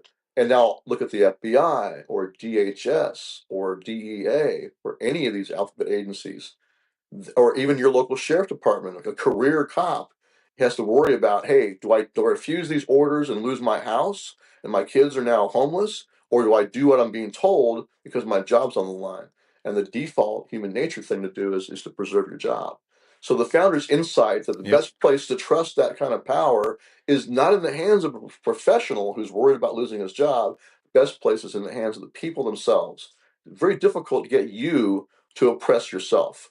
And especially if you can say, like National Guardsman, not a bad example. He's not a career military guy. He's doing this part time, right? So he has another job. He's got a day job, plumber, whatever he's doing, mechanic, whatever it is.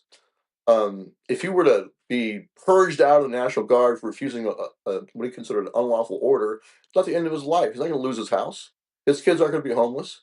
So that's the insight of, okay, it's better to trust or safer to trust that kind of power in the hands of the people themselves rather than a professional force. And I think that insight still holds true to this day. Yeah, I think so, because we actually saw the COVID experiments of Right. what people would and wouldn't do. And I'd be really curious to see if there were more people in the National Guard that rejected the Biden mandate in 2021. I'd be very curious to find out if that was the number. But my instinct is yes, that there I were think so. higher percentages of people in the Guard that did. And Yeah. then, we saw what happened in federal law enforcement, and it was a compliance rate of 90% or higher, maybe worse, probably worse, Yeah. which is And not same a great goes for situation. But these are people that were, like you said, they had to decide if they wanted their house, which right. that's why my family did what we did. We lost our house. It's the thing that happens if you say no and you lose your job. You find out exactly what the vulnerability looks like. Yeah. And so, and I'm not alone in that. There's plenty of But you did Americans the that right found that out and they but went. you did the And right thing. And why'd you do that? yeah, it was real simple. I wanted to look my kids in the eye. That was Yeah. what it really came down to. I had this conversation literally yesterday, talking to a realtor who was a fire veteran. He was 30 years in the fire department. And he said, thanks for what you did. And I go, I didn't do it for you. I didn't know you. If we're being real honest about things, it's the question is, can I look my kids in the eye in 15 years? And if things are worse than they are today, can I at least say that I took a stand against it? And a Yeah. lot of people in America actually did. I mean, a high volume of people, but not a high percentage, we found out.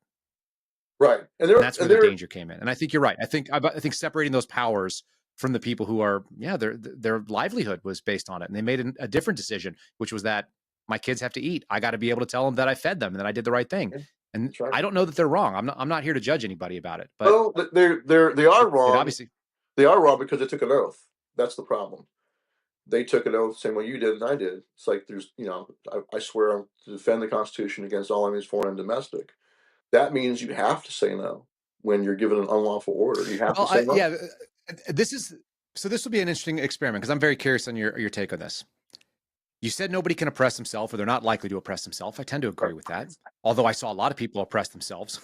I actually saw what I thought was people it's more oppressing themselves. difficult. It's more difficult, but not impossible. Sure. If you scare people enough, they'll oppress each Right. other. Yes. Yeah. Yeah. Yeah. So this is where it gets kind of strange because the oath, let's say that those people bowed to let's say a mandate. The COVID mandate was a great example for a lot of people. It was a separator of men Right. And women. So some people said, okay, well, I'm going to abide by this because I think that's, this is a lawful order and therefore I'm following it. And I said, there's no way you can tell me to do something and that the sanctity of my own body is what it is and my religious beliefs are what they are. And you can't violate that. So like, I'm just not going to do it. You can take the job. That's negotiable, but my principles are not. And I think there's an argument for both of those positions and not saying that it's a moral argument, right? But the question is how many of the people that said, yes, I'm going to go ahead and do the thing that I was told, did they turn around and then enforce it on somebody else, or was their compliance enough to be a violation of the oath? I think that's the question, and I'm curious what you think. Well, yeah, certainly if you're given an unlawful order, like you're mandating that you take it. Yes, you're violating your own rights. That's not as bad as violating somebody else's. It's kind of like with the guys that pled out in J6. When they pled, oh yes, I pled guilt. We had two guys plead guilty. So this is conspiracy because we were all sent a letter. I'm in solitary confinement. I was in solitary confinement for over a year from the day of my arrest on. Presumption of innocence in this country is dead. You're presumed guilty under those circumstances for sure. So, but we're also a letter that said the prosecution considers seditious conspiracy, that's a charge against us, analogous to treason. And he said, therefore, we're going to seek life in prison. And this is a letter sent to us. And it said, by the way, you only have 10 days or whatever it was to negotiate a plea deal. So this is the carrot. That's a little tiny carrot with a huge stick. And I just laughed and threw it, flushed it in the toilet. I threw it in my toilet in my cell and flushed it because I'm not for fucking sale. Pardon my language, but I'm not for sale. No, But two guys, I guess it scared them enough that they rolled over and pled out. So they pled to this is conspiracy. So you plead out to something you didn't do. You say, well, it hurts you. What the problem is, it furthers the narrative. It furthers the false narrative that they're, to see this as an insurrection. Two more of them have confessed their crime. It's like a Stalinistic show trial where you're tortured inducing you with torture, basically, solitary confinement, threat with life in prison. That's coercion. And guys roll over, and that furthers the narrative. So they are doing something wrong. They're living by a lie. Like Solzhenitsyn told us, live not by lies. Really awesome essay by Alexander Solzhenitsyn, who spent, 10 years in the Gulag? So, Sure. live not by lies. Don't participate in a lie. No matter, because it is an empire of lies. Like my old boss Ron Paul said, truth is treason in the empire of lies. And every dictatorship is an empire of lies. That's the insight Solzhenitsyn had also. He looked around and said, everything they're doing is a lie. So the first step of resistance is to refuse to participate in that lie. If you're in a meeting where you hear lies being spoken, get up and leave. Don't participate in it. Don't add your voice to it. Don't repeat it. So I think that someone who pleads, especially in the context of J6, who pleads to something they did not do, they're now participating in the lie. So I think that's wrong. It's not as wrong and bad as then agreeing to test a lie, to bear false witness against other people. That becomes a sin in the Bible, right? Sure. Bearing false witness. So that's why I'll never do that. I just will not. There's no way. I don't care what they threatened me with or did to me. There's no friggin' way I'm gonna bear false witness against somebody else. I'm never going to plead to something I didn't do or plead guilty to something I did not do. So I knew I was going to lose a trial. There's no way I'm going to get a fair trial in Washington, D.C., but I'm just not going to do it. I'm not going to bend the knee and kiss the ring. And my co-defendants were the same way. Watkins among them, that transgender, as messed up as a person might be, got honor. Watkins is a person with honor. The guys, Josh James and Todd Wilson, the two Oath Keepers, Army combat vets, good men, but they completely just collapsed and rolled over. And not only did they agree to sign a false confession, they also agreed to sign a statement of facts that was complete nonsense that said that I planned since November of 2020 to attack the Capitol. So they're setting up this non-existent conspiracy.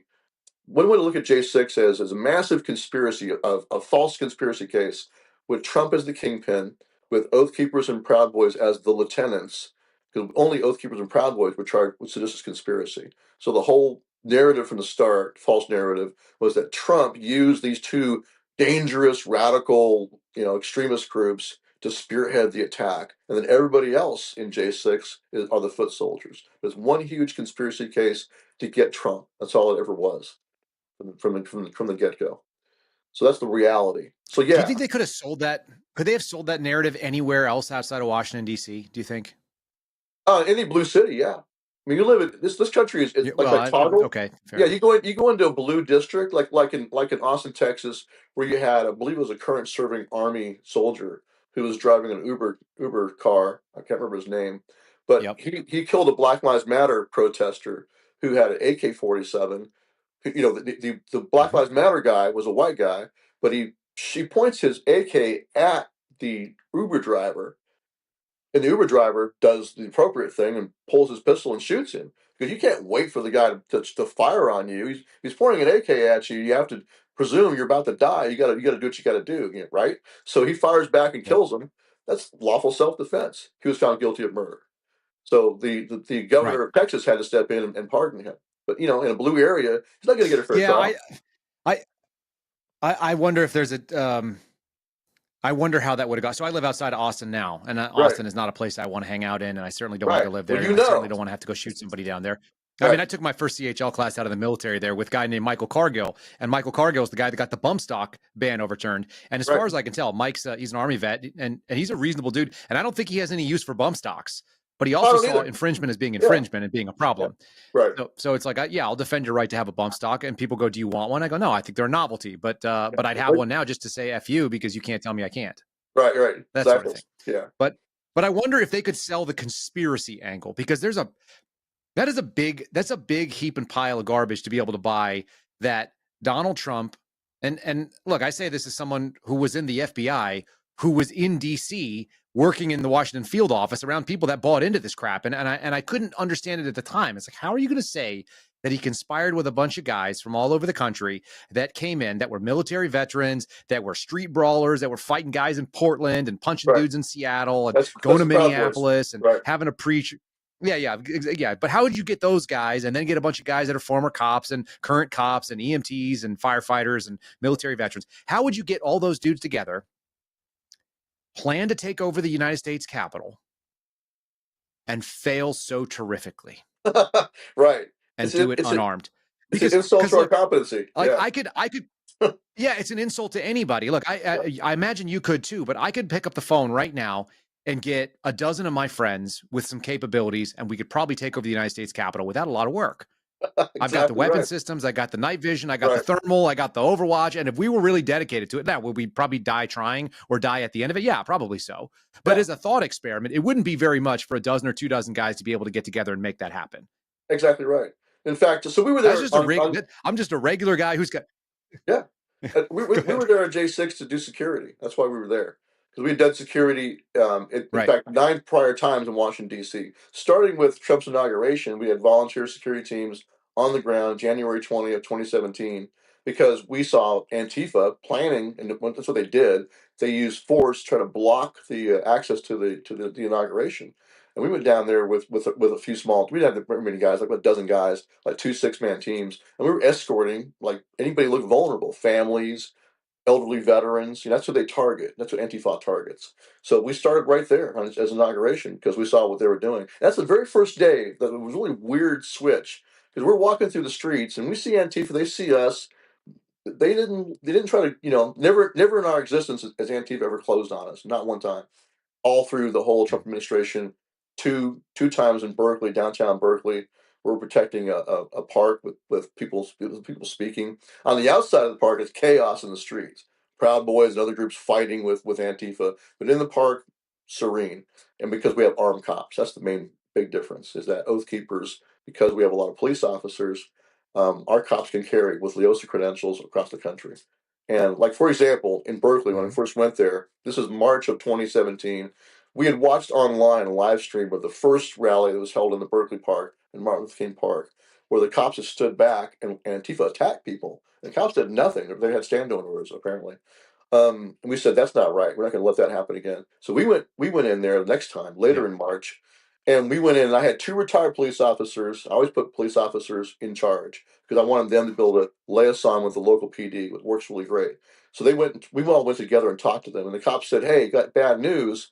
They just passed a special ordinance last night in the Berkeley Town Council that no one can have any weapons at all in the park. Like no, they said no shields. I had bought some riot shields, so those could be used as a bludgeon. You can't have those. No batons, like an ass baton. No pepper spray. Nothing other than I said, okay, so basically you're telling me, but they said, we won't tell a brother police officer he can't be armed. So the current serving, and some current serving cops, some current serving correctional officers, a couple current serving guys off duty, but the rest of them retired. They said, we're not going to tell a fellow police officer they can't carry. So my cops can carry. I said, is that true? He said, yeah. So I said, oh, great. So it's either our hard knuckle gloves, us veterans, we can have a helmet on, body armor, and hard knuckle gloves, or it's their cops. Everything else is gone. All your other intermediary force is gone. No pepper spray, nothing like that. No less lethal or less than lethal at all. It's just fists or guns. Like, thanks a lot.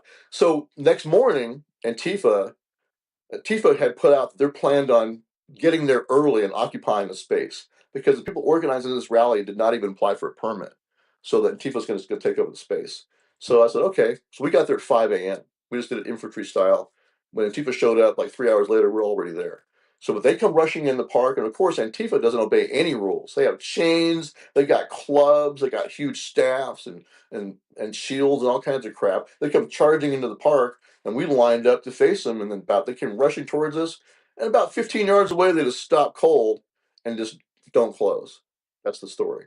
And after that, they just stayed there and yelled all day, and the cops put some yellow tape between us and walked up back and forth between us. But the Antifa never closed on us. So that's been our history. So it's really weird to have the left say one of the most violent groups out there is Oath Keepers. Not one time has an Oath Keeper ever punched, kicked, bludgeoned, or pepper sprayed anybody, or shot anybody, anywhere in the country. All through all the Trump administration, thousands of security operations. Never once, not one time. because we just use deterrence. So we don't yell at them. They'll yell at us. I told my guys, just be quiet professionals. Don't respond back. So unlike like Proud Boys, they want to yell back and taunt Antifa, and they want to go fist fight. And I don't blame them. I like a Yeah. lot of those guys. We've actually worked together. They've worked together with us many times, including in Berkeley. But we said, hey, you want to come be part of our security detail? You got to follow our rules under the command of my 2 police officers. And they agree to that, and they go take part in the, kind of the perimeter. So point being, though, is that's why we're in D.C. on January 6th. So yes, and we have, and here's the thing. Jeremy Brown is one of the J6 political prisoners who's still in prison, okay?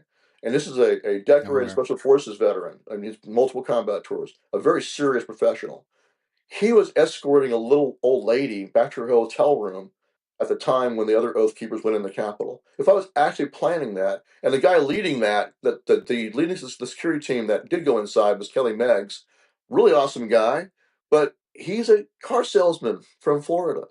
He'd been a bouncer. He just, he's got some skills, but he's not Jeremy Brown. If I was going to have anyone lead an assault on the Capitol and take it over, why wouldn't I have my special forces trained, guerrilla warfare expert lead the assault, right? And the other one was Michael Green, a black veteran who had been a sapper in the Army, an explosives expert. And he also worked for the State Department all over the world doing executive protection. Very highly trained martial artist and military professional, extremely skilled. He was our overall operations leader for that day. He didn't go inside the Capitol. So I had these two. I have an explosives expert and a special warfare veteran. If I was going to actually take over the Capitol, I'd have had Michael Green, explosive expert, cook up a lot of scary-ass IEDs and car bombs all over the damn place and backpack portable explosives, right? And I would have had my special warfare guy lead the assault. Wouldn't I have done that? Of course. We didn't bring any guns. We didn't bring any explosives. Those two, my both best trained men, those 2 men right there, were not at the Capitol, didn't go inside. So yeah, that's the plan, right? I sent Kelly Meggs and a couple other guys in there to go do a prayer circle. That's what they did. They walked inside 20 minutes after the Congress had recessed. I believe about 25 minutes after anybody had gone inside the Capitol. They walked in through doors open from the inside by somebody else on the east side. They didn't breach anything. They didn't lead anything. And they went inside. They did a prayer circle, and then they helped cops. They ended up de-escalating a potentially deadly confrontation between Harry Dunn, a Capitol Police officer, and a group of Trump supporters. And Harry Dunn's like on his M4, screaming and yelling at them. He's going to take them all out and kill them all. And our guys got in between, put their backs to Harry Dunn, put their hands out toward the Trump supporters and said, hey, chill out. And de-escalated and calmed both sides down. Calmed down Officer Dunn, who was in condition black. He's, white knuckling his M4. And they calmed him down, and they calmed down the Trump supporters and de-escalated it. That could have been Ashley Babbitt times 20. Just like Ashley Babbitt was killed that day by Michael Byrd, the officer. If Harry Dunn opened up on that crowd, what would have happened then? And how much longer would Congress have been delayed if he had lit up a bunch of Trump supporters? Okay, because the accusation at the end of it. No, and I think okay. Well, the Blaze did a really nice job of covering down on this. I think they've been pushing this forward and trying to at least inject a little bit of accuracy into the narrative that's been out, which has been the narrative never checked for anybody that's been around DC, and it didn't check from anybody who saw additional footage the minute that anybody saw more of it. And I'll just share kind of my funny little reflection I had. I was out training with cops on that day. I was off duty, and I'm up in Frederick, Maryland, just a little bit north of the Capitol. And we're at a shooting course, which is what I want to do with my time if I don't have to go to work. So I'm shooting red dot pistols with a bunch of local SWAT guys and not Virginia, were they Maryland ESU, the Emergency Services Unit. And so we're doing gun training.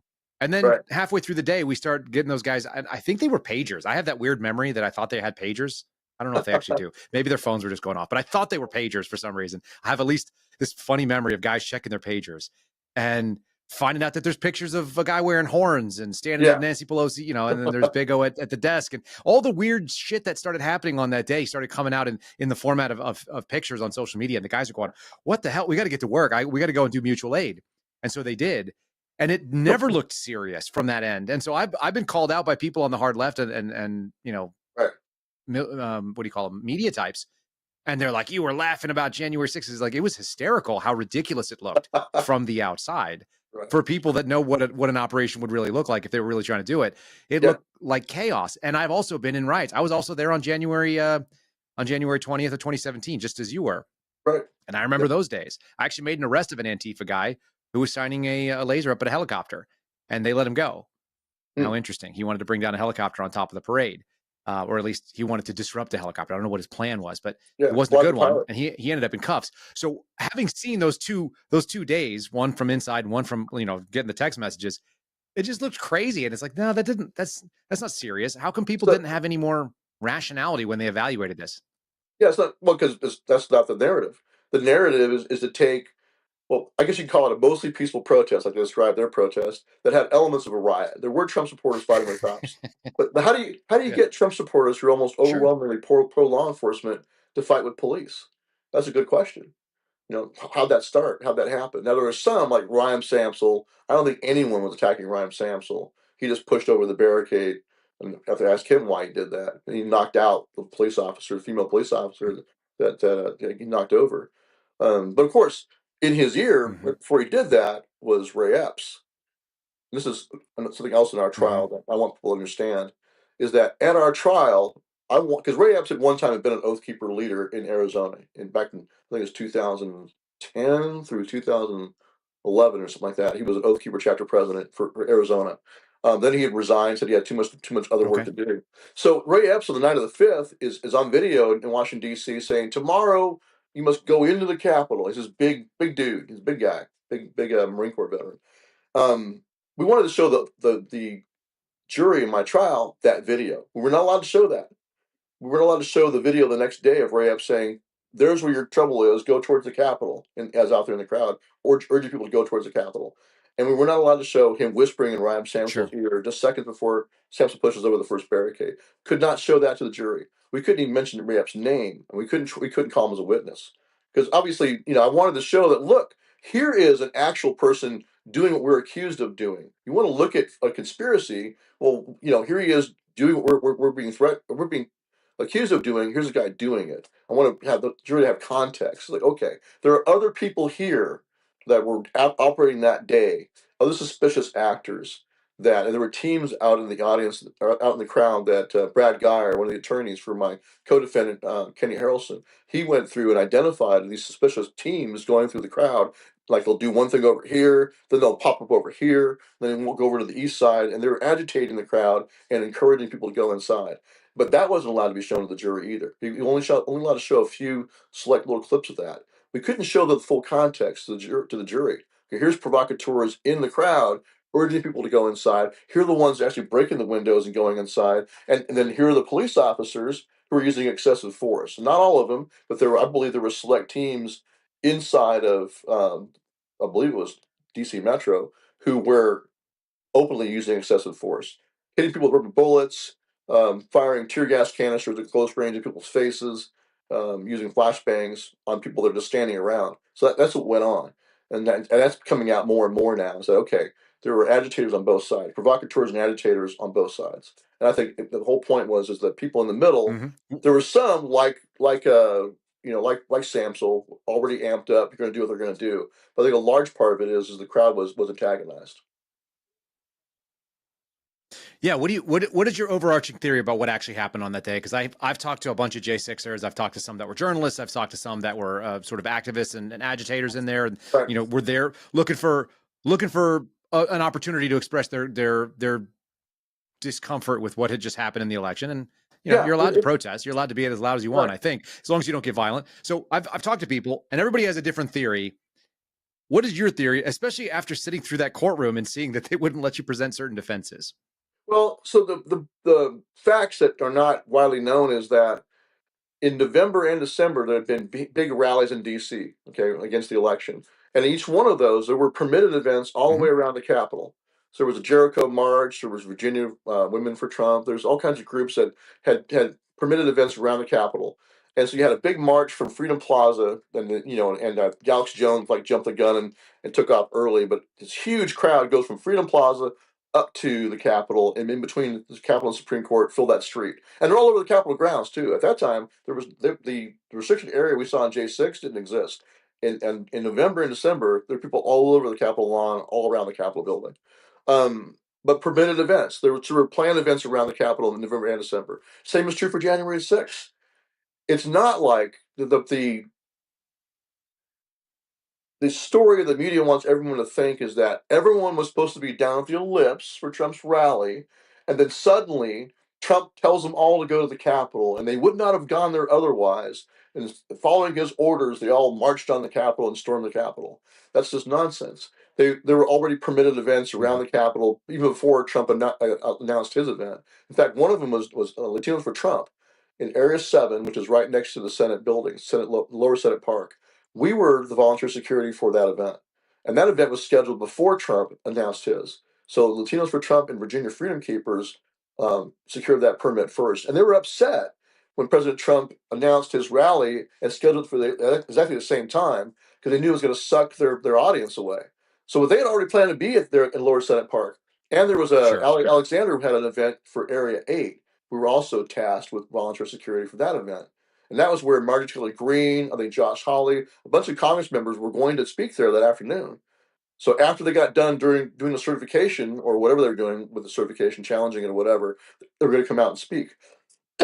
And Roger Stone was the keynote speaker for that event. So that's why we were on Capitol grounds. We were there to protect do security for two events that were on Capitol grounds in the permitted areas. And there were other, I don't know the names of all the other Mhm. ones, but there were at least 6 or 7 other permitted events around Capitol grounds. So Trump supporters were already planning on being in the Capitol as part of their standard procedure of protesting, especially on J6 because Congress is doing the work, right? They're going to protest outside. And you have members of Congress planning on going out there with the crowd and encouraging the Republicans to do the right thing and challenge the slates and kick the slates back to the states, potentially, or to come together and vote by delegation, one vote per state. So that's what they were hoping to have happen that day, right? That was a plan. That was the only plan.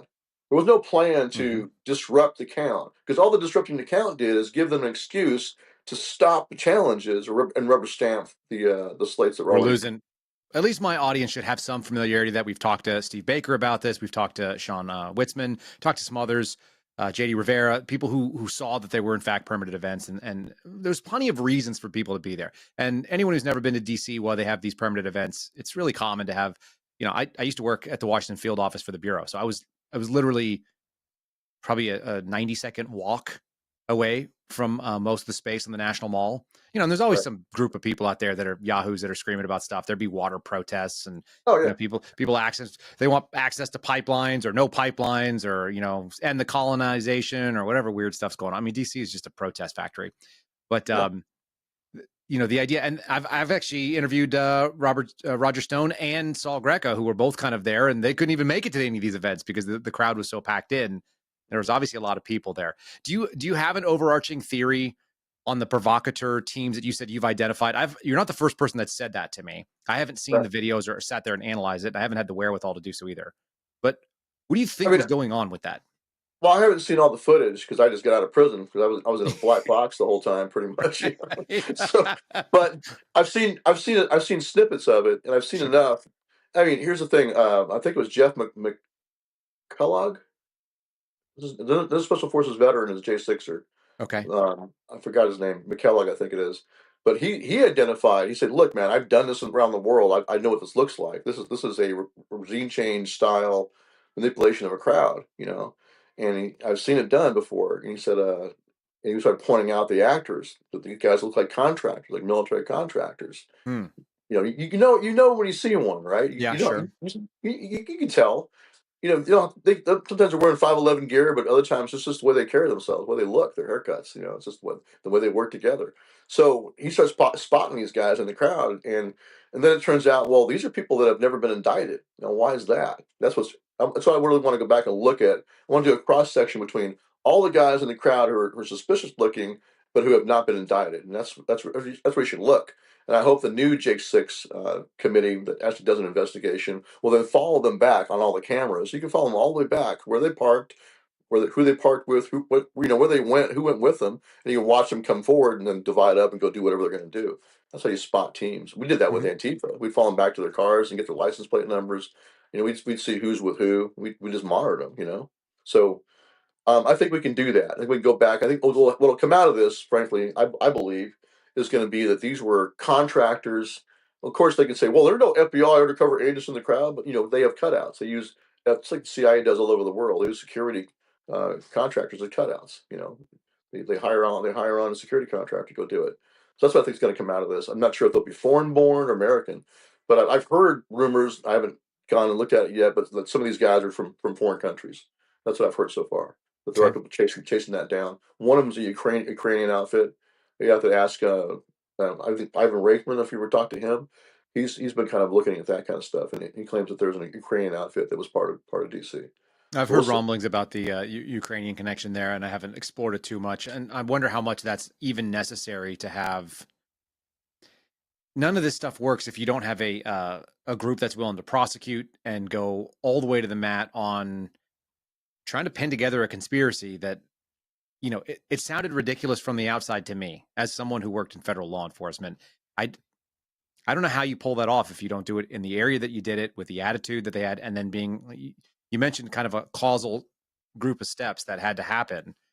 These people have been primed for about a year prior to really be reactionary, is what it seemed like. It was just a unique moment in American history. And do you Well, get the there sense were, that moment has passed? Do you think that, well, maybe not unique ever, but unique at least in this last 15 years or 20 years, they you built mean it up to a point. you mean people being outraged enough by the election that they would want to enter the Capitol? Is that what you mean? Or what No, do I you think mean? that people were primed enough to believe that a lie sold to them by the government, which I do Oh, think it okay. was a lie, that they were actually willing to take that on and say, yeah, this is obviously true, even though the evidence doesn't exist. And even though we were hearing in real No, time that you guys weren't getting access to all the footage, that you weren't getting discovery, that, people were being charged for crimes that no FBI has charged ever before, like misdemeanors. right, And they were right. building up this whole body of work. Yeah, 1512, destruction of Congress, right. So I think Yeah. that I think the propaganda that was put out by the mainstream media relentlessly. Like I said, it started back with I experienced it early on with Oath Keepers, but all through that time, the people that watch CNN, that's an alternate reality. They're taught that all of these Trump supporters are racist, fascist, authoritarian, Mm-hmm. anti-democracy, crazy and violent and crazy people. That's what they're conditioned to believe. That's why they have like a label on Oath Keepers as one of the most violent. You can go find it all over the web. One of the most violent right wing groups is the Oath Keepers. Like we never committed any acts of violence at all, but they labeled Mm-hmm. us with that. So that's been done to the entire MAGA movement, and I think it's still true to today. You have people who are leftists who sincerely believe that they're going to be rounded up and put in concentration camps now because Trump's in office. Oh, so Mm-hmm. what I wanted to say is at Trump's inauguration in 2017, we're walking back from having done this volunteer security mission on the streets, and there's this leftist sitting on like a stoop, and he sees me and he goes, Oath Keepers. He says fascists. It was really weird. Up until that moment, we were anti-government. The relentless propaganda is we were all anti-government. But now it's a switch. Now because Trump's in office, suddenly he looks at us and he calls us fascists. So it was like that. Suddenly, all the anti-government groups were now labeled fascist groups because we're now the brown shirts for Trump, right? Right. So we're now part of the government. Now we're part of the oppressive government. That's a changing of the guard. Leftists, when they're in power, if you question anything they do or even just talk about the Constitution, you're. But now when they're out of power and someone they consider to be a fascist is in power, now you're all fascist too. That's a weird switch. I had not thought of that, but you're right. They are very happy to vacillate between fascism / authoritarianism and anti-government, anti-authority types. And Right. apparently you can be both. I don't know how that Yeah. works, but Yeah. Well, because you're anti-democracy, you're pro-fascist. So whenever a democracy, they're the true democracies in effect. Well, of course you're anti-them, anti-democracy, right? Mhm. But when your fascist leader takes over, Trump, now you're all fascist. You're always fascist. You're always anti-democracy. You're always Always. bad. It just depends Yeah. on what bad you're going Yeah. to be, Orange man depending on, bad. Yeah. Orange man bad. Orange man followers bad. That's pretty yeah. much it. Yeah. It's so So hard yeah. to it's hard to take people like that seriously. And like I say, I'm a skeptic at the end of the day. I listen to people and I ask questions. I don't believe anybody just because what they said sounds like something I want to, but there's just Right. never been a lot of evidence behind any of the things out there. And when I watched, I was frankly shocked. And I watched your case from the outside, so I didn't follow it super closely. There was a lot of things going on in our little world too, and everybody has their own drama. But it never seemed like like it was going to be a reasonable. I couldn't believe that there was a conviction. And then once it happened, it's like, okay, we're just going to not do America anymore. We're going to just have show trials. and Yeah. send people to jail for life for things that are absurd on their face. Yeah. Well, Like at a the bunch of end, military veterans attacking the United States Capitol and taking it over with flagpoles. I well, a just, bunch of military veterans walking up the steps in a line. They call it an assault stack. I right. don't know how else you go up a crowded steps. You don't walk up a crowded steps abreast. You're going to go in a line, right? Why didn't you guys Yeah. just go zigzag? I mean, it's like because that's the logical route of approach. You just walk up Yeah. steps. Yeah. Yeah, it's And so all so crazy. And then they, like I said, so they walked inside. They de-escalated the confrontation with Harry Dunn. Now, Hmm. later in our trial, Harry Dunn perjured himself, and so did Lazarus. Lazarus, they claimed they were together, and because Harry Dunn, when his first 302 to the FBI, Right, admitted the Oath Keepers had helped him. So they can't have that. So on the stand, he says, "Oh, I was confused. It was some other group that helped me of unidentified, still to this day, not identified men in military garb. They helped me. The Oath Keepers, though, were threatening." And Officer right. Lazarus saw it too. And Lazarus gets on the stand and says, "Yes, I watched this dangerous confrontation with the threatening Oath Keepers." And then, as C. Becker exposed, Lazarus wasn't even there. He's in the tunnels under the Senate at that time. So they're both caught in perjury. And so I think the first step right now to unwind all this and get to the bottom of it is charge both of them with perjury. And then they can turn over and roll over on the prosecutors who suborned their perjury. They can Now, be charged. were they part of the pardons that Biden pushed out? I think Harry Dunn was in the scope of the J6 Select Committee. I don't think he got a blanket pardon for any J6 cases, though. I But think we he's know still that vulnerable. Lazarus was not. He was not. That's right. So yes, he can certainly be charged. I think Dunn can too, because it's not within the J6 Select Committee's testimony. So So the other yeah, piece of it that I've heard kind of hazard out there, and I'm no attorney, but I have a suspicion that this is true, that if he's got a pardon, then he doesn't have a Fifth Amendment right that's to right. avoid incrimination. So you can Right. ask him, and if he doesn't answer it, it's contempt. And if he Yes. answers that is a new perjury from something Right. previously, then you've got a problem there as well. Exactly. He can't claim if he's going to claim the pardon, then he can't claim Fifth Amendment protection. That's right. He must answer the questions. And like you said, if he can be either charged with falsifying his testimony and perjury, or he can be held in contempt and put in jail. But yeah, And you could they'll theoretically they'll generate. roll Yeah, I over. mean, you could generate a new perjury. It's not a perjury trap. It's just a perjury situation. It's a fork because you've got the Right. video, as you said, as Steve Baker did a great job of documenting that this stuff did not happen. So you have to Right. look at it with your own eyes and say something that, what do you see right here? And have him say something that's contrary to the reality that everybody's able to observe, which would be a new Yeah. perjury, I'd imagine. I guess they can say, well, we were mistaken. It's like, okay, well, we'll let a jury decide whether or not that's credible. That you really were mistaken when you Sure. got up on the stand and said that you were there when you really weren't. Yeah. It, But it, I what'll mean, happen though is that the threat will cause them to roll over. They'll never go to yeah. trial, which is great. Well, they can roll over on the prosecutors, put them on trial.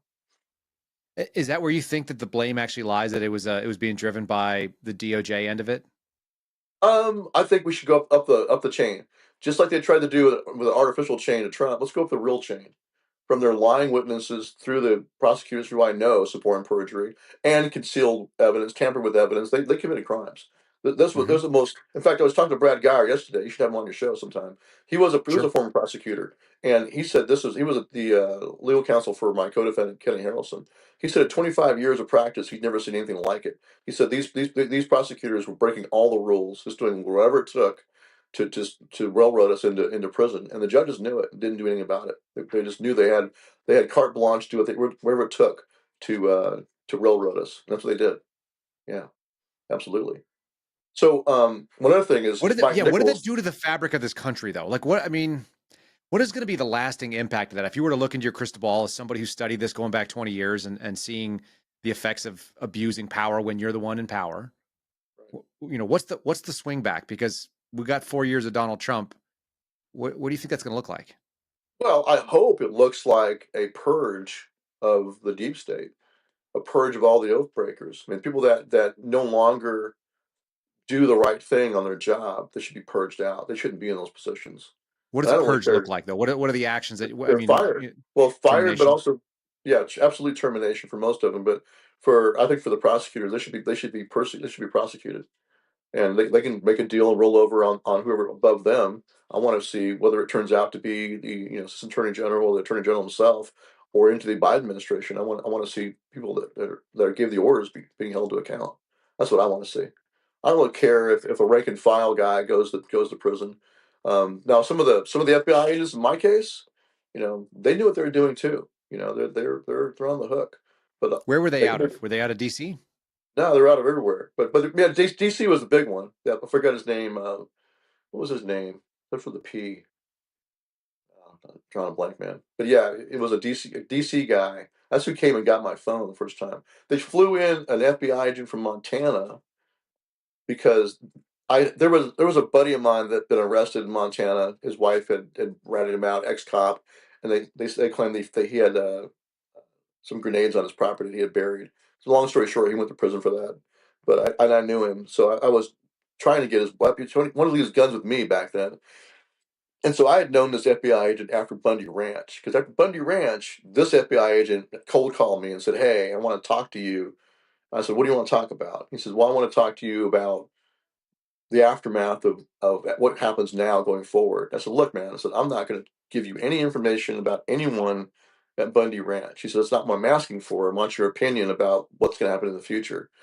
I said, "All right, I'll go sit down and talk to you." And I brought two witnesses with me. I didn't want anybody to accuse me of being an informant. So we sat down at a coffee shop, and he said he had another guy with him, two guys from Montana, from the Montana office.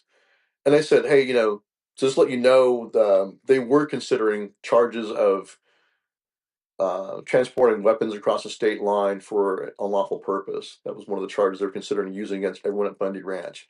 And he said, "I wanted to find out what you think would happen if they started doing arrests of guys who are at Bundy Ranch, guys that are all over the country." And I said, "If you did that, I said, if you started arresting guys who went to Bundy Ranch just because they saw of the abuses that were going on, the First Amendment abuses. Like I knew one veteran, Marine veteran, who drove all the way from Washington State. He's a construction contractor, infantry vet. When he saw they had like a declared free speech area, a little taped off area on the side of the road in Nevada, wide open desert. Here's a little box any protester is supposed to stand inside of the free speech zone designated. He said that pissed him off. He saw that and said, "I didn't fight in Iraq for that to happen in our country." He grabbed all his shit and all his gear and piled in his truck and drove down there. Wasn't a member of any group, just a veteran that saw that and got pissed off. And I said, and there are guys like that. And so there are guys from all over the country that just grab their rifles, grab their shit, and threw it in the car because what they saw going on TV. That kind of stuff. First Amendment, fucking, pardon my language, attack dogs being used on women. That's the stuff we Right. saw. And we saw there was an SF contractor in charge of the BLM effort. It's like, who's this guy? It's like looks like a friggin' Wookiee. He's like 7 feet tall, all kitted up. He's on camera. I guess an SF contractor. There he is, and we look at this and go, I remember Waco. I was a veteran. I watched that on TV. I watched the excesses at Waco. And we're like, this is not going to happen again. So our motivation, like there's a saying among the three percenters of no more free Wacos. Like I knew Mike Vanderbilt got started the three percenter movement. And that was his motto, was no more free Wacos. Next time you smoke Americans like that on U.S. soil, there's going to be a reaction. That was their mindset. But my mindset was, let's just have no more Wacos. We're not going to no more free ones. There's no more. So we're going to let it happen in the first place. So we went there, and we had guys from all over the country, not just oath keepers, but retired police officers showed up, military veterans from everywhere. We had current serving sheriffs come down too. So one thing we did is I flew in 5 current serving sheriffs to come in and be with the Bundy family. And in large part, they were human shields, frankly. And we had state legislators from all over the West coming in on their own. And they formed a coalition called the Coalition of Western States, COWS. But they were advocating for the rights of ranchers across the West because BLM has been hassling ranchers for a long time. So they were there too, and in large part, they were human shields. They came in and they were on camera talking to the Bundy family on live streams. So one strategy is okay, we're going to make sure that the Biden administration or the Obama administration understands that if they come in and try to go heavy-handed, it's going to be a mess, and it might you can't do a Waco style heavy-handed raid when you've got state legislators and current serving sheriffs there. So that was a big part of my strategy was the sheriffs. But you also had military veterans all over the place.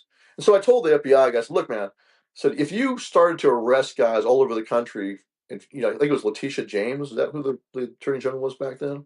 Is that In New right? York? No, yeah. No, no, what's her name? The one that was attorney general back then during the You're Bundy talking stuff. Waco? No, in Uh, the Bundy standoff, 2014. okay, so we had Holder, and then we had It was a woman. What was her name? Yeah, who was after Holder? I can see her head, but I can't think of Yeah, her yeah. name. It was a black female. Problem is, Uh-huh. she had been a prosecutor. So look, your boss is Lynch, someone. Loretta Lynch. Loretta Lynch. That's it. That's it. Loretta Lynch. I said, look, man. One guy was a Marine Corps veteran. I said, she's never put herself in harm's way for this country. She has no idea Mhm. what that's about. So you got a prosecutor from New York. That's what she was, Lynch, who now is over you, telling you to come after all these people. I said, she's not going to pay the price for it. You are going to pay the price. That's what I told him. I said, what's going to happen? He started arresting guys all over the country like that. They're going to figure, why should I just sit here and wait for them to come get me just because I did not want to see a family murdered? Nothing happened. They showed up, and we made it very clear. It's like, look, we're only here to protect the family from being wacoed. If you come in with a valid search warrant or a valid arrest warrant, as long as you execute it in a sane manner, we're not going to do anything and get in your way. If we're here only because we see a pattern that we saw at Waco, we don't want to see the same thing happen again. That was our message. That was my point of view. And I said, if you start Mhm. arresting guys just because they're there for that reason, I said they're not going to sit at home. They're going to come after you. You're going to kick off a civil war in this country. And I said, it'll be you guys will pay the price. Lynch in D.C. is not going to pay the price. You here in Montana will pay the price. I said, I'm not threatening you. Mhm. I'm just letting you know. And these guys aren't under my command either. These guys from all over the country, not even oath keepers. So they're just veterans. I said, they're going to make their own decisions. Like they made a decision to come to Waco with all their shit. They're going to make that decision also about what they do in their own AO. So that's what I told them. I said, you need to tell your political bosses in D.C. to just back off and let it go. It was a good outcome. No one got hurt, thank God. Let it go. And, maybe dial back the heavy-handedness and militarization of law enforcement. That's what I said to them. So, but anyway, when they How when did they they want to receive come, that out of curiosity? I mean, obviously they well, didn't go and arrest everybody, but how did they no, receive it at the table?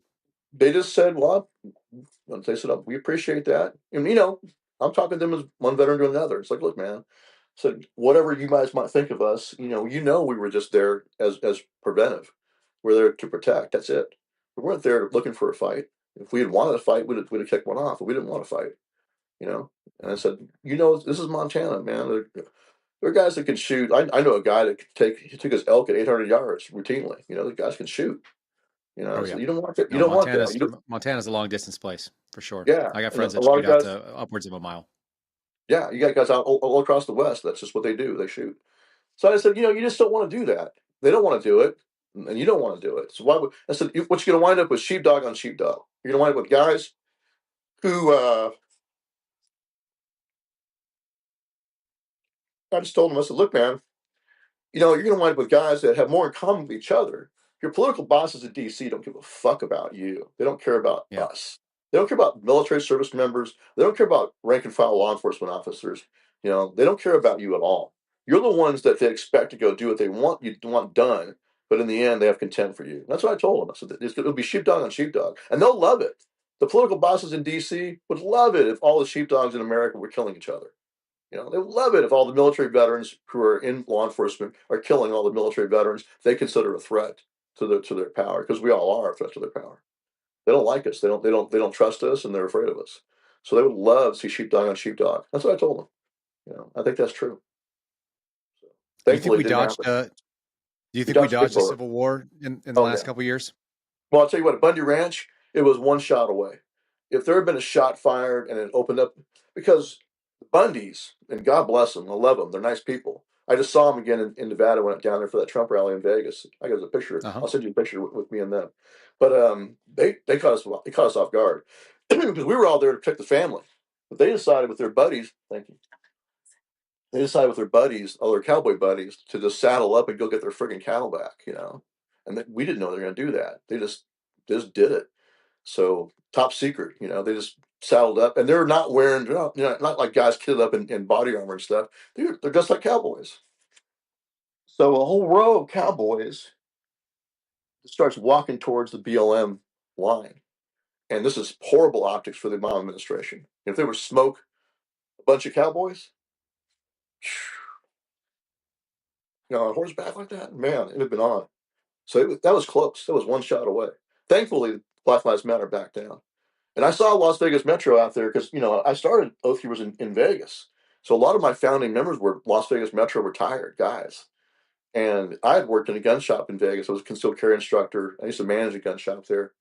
And you know, a lot of times Las Vegas Metro SWAT would come in and use the gun store. It was called the gun store on East Tropicana. They would use it after hours for training. So I was familiar with them. They're Hmm. great what they do when it comes to entering a building and taking guys down. They're really good at it. But out in the desert like that, they're like fish out of water. There's a whole different world out there with like infantry guys. So that was like an infantry environment Yeah. for them. You can see their eyes were like, their eyes are like, whoa, because they're exposed. They're out there in the desert, and you got experienced long range shooters looking at them through their spotting scopes. That's just the reality of Hmm. that day. So thankfully, nothing happened. Because if it would have gone off, there'd have been a lot of bloodshed on both sides. But I think BLM and Las Vegas Metro would have been the worst end of it for sure. Was it Black Lives Matter or was it the Bureau of Land Management folks? Bureau of Land Management. Okay. I'm just Yeah, clarifying for the audience here mostly. I yeah. I'm suspected sorry. that. I was like, wait a minute. I was like BLM. So yeah, as somebody who's lived out in the West too and dealt with BLM officers and BLM area Right. and seeing that sign, it means something different to folks who have lived if you've lived west of the Mississippi and west of Texas Yeah. really. And you know what BLM is, but not everybody does. There's plenty of our audience that has no idea. They're sitting here hearing Right. that acronym and going like, what in the hell? Yeah. No. So that's a government agency. That's a government agency from the Department of Interior that actually handles land grants and usage and federal administration of Right. various authorities, including grazing rights. So And the problem out west is that the federal government has claimed, like in Nevada, it's like 80% of Nevada is owned by the federal government, and the same goes mhm. for large parts of Idaho and Wyoming and Montana. All out west is, they did not come in under equal footing doctrine. The federal government has claimed ownership of huge tracts of land, and that's a problem. Same thing People in out New west, Mexico. right? And people out west don't see that as legitimate at all. And I agree. Yeah, there's And- neither does Milton Friedman, who thinks it should be sold off to the states and then yeah, less. But yeah, amen. Yeah, and it is what it is. It's interesting right. because Donald Trump has said some things in favor of that, and there's also a lot of people that are conservationists and shooters and hunters that want to have access to public land. So I can see both sides of that argument. I don't know that I feel strongly one way or another yet. I'm open to Well, being it's just convinced, but problem is that they did come under the equal footing doctrine says when a new state's admitted to the union, it comes in on equal footing with all the other states, and that wasn't done for the western states. I don't got think it. it was legitimate for the federal government to claim we'll let you come in as a state, but we're going to retain federal ownership and jurisdiction over these huge tracts of your land. It's one or the I other. see. Either they're a territory or they're a state. Which one are they? So they kind of split the baby on that one and kept authority over all this land while taking advantage of the ability to have another state politically. All right. Yeah. That's that'll be a topic I have to dig into. It's not something equal footing is the doctrine that it's called when they Right. were Yeah. admitted. Yeah, equal Okay, footing I'm going to doctrine. read on that. Yeah, you bet. Maybe have the Bundys on sometime. They'll give you an earful about their perspective as ranchers. I They're think pretty that'd be hardcore. fascinating. Yeah, Yeah, they seem like real. I've met people who were in the standoff. I've met people who went toe to toe and have some real anti-government feelings about that, and I don't resent them for that sort of thought. But yeah, that's an interesting idea too. I think if they're open to it, I think I'd be happy to hear from them. yeah. And They're legit I salt of tend the to earth look. I cowboys. tend Yeah, I tend to lean towards people that work land and work with their hands and have calluses and do Hmm. hard things because that's the way that they know how to do it. It's certainly a much more satisfying life than sitting behind a desk and sitting indoors. And Amen. Yeah. I've lived both lives, so for sure I would be interested. All right, They're like the real. if They're that was like what one of Yellowstone. They're like the real version of Yellowstone. right, well, and that's the thing. Like those mythological things. It's funny that Hollywood loves to paint it a certain way. They love Right. everybody settling a problem with a gun right up until that Well, actually hey, happens but because none of the thing them. about this though, imagine what Kevin Costner's and his crew would have done. Well, they did that in their show, right? They went back and got their cattle back. There's a couple situations like that. Well, that's how I cowboys didn't feel ever about watch the this. show. Yeah. That's how cowboys feel about their I had cattle. a And so they did it. They went and got yeah, their no, for cattle sure. We back. had this discussion out in New Mexico. Right. I had a buddy who said there was maybe a couple hundred head of cattle that were running around in the Gila National Forest, and question was like, how could we get them back? And the state was going to come in and just machine gun them from helicopters. And so Right. there was this big fight over it. And I think they ended up losing, and I think they lost all the cattle because they got into this uninhabited part of the Gila National Forest, which is it's tragic and it's obviously very expensive too. Right. I got one or two buddies that run cattle for a living, and losing 100 head of cattle is not a light situation. That's a big deal financially, especially if you're not very big. Yeah, But it's huge. And their mindset, it's kind of like yeah, the no. old So West if that mindset if about it. It's kind of like the old West mindset about a horse thief. Oh wow, they would hang a guy uh-huh. for stealing a horse. Well, yeah, because back then that was a big deal. Your horse was your transportation. It could be a death sentence. Someone steals your horse and leaves you stranded out in the middle of nowhere. So yeah. Yeah, your livelihood and your transportation and all your means of in between. So yeah, for sure, it's the same thing as someone coming into your home and taking something in your property you can't get back. I Right. wonder if that was one of the shots of a potential civil war that was avoided. What do you think the other kind of Absolutely. Yeah. One bullets shot dodged? away. Which other ones did we dodge? Well, J6. Yeah, definitely. You think? Um, How well, could that let's have put it this gone way, not differently? J6. I misspoke. Actually, the 2020 Okay. election. Because Okay. when you blatantly steal an election and you gaslight people by telling me, oh, this is not actually happening, it's kind of like pissing my leg and telling me it's raining. We know you're stealing the Hmm. election. We know you're installing, and I call Biden out as I think he was a Chi-Com puppet. He was compromised by communist China through his son, through all the money that was given. So you're installing an illegitimate puppet. President Trump, to his credit, has never conceded that election. He's always called it out has been stolen. And I've even heard him say, Sure. following John Eastman's, I'm sure, encouragement, is illegal and unconstitutional. John Eastman was spot on too. His analysis on the election was the same as mine. It's not rocket science. You look at Article 2, what's it say? It says the legislature will determine the manner of selecting electors. Well, if you don't do that, it's unconstitutional. Stop right there. And they should have rejected those slates, should have gone back to state legislatures. They could have convened an emergency session and picked their own electors. At least that would have been constitutional. Or hold a new election that actually followed state law. And if you felt you needed to change state law, then change state law. But none of that was done. That's why he wanted to kick it back to the states. And I think that the most realistic outcome would have been they would have disappointed their own electors, which they have the power to do, as you talked about. But that, It's man, it's so wild. It's so wild to go back to that moment to think that people were talking about should we do the election again in this country, because there was a discussion of that, and we ended right. up doing the thing that I think Americans today, maybe not Americans 200 years ago, but Americans today default to whatever's happening is what's going to keep happening. Status quo is safer than anything else, and we've never done that before. So why would we start now? And it was Well, just it's not there status was that quo, wild moment. but it's not status quo. This is a new status quo. New I status agree quo with is, you, but yeah, I'm getting at the argument of it. The argument is that there was an election, whether it was compromised or not.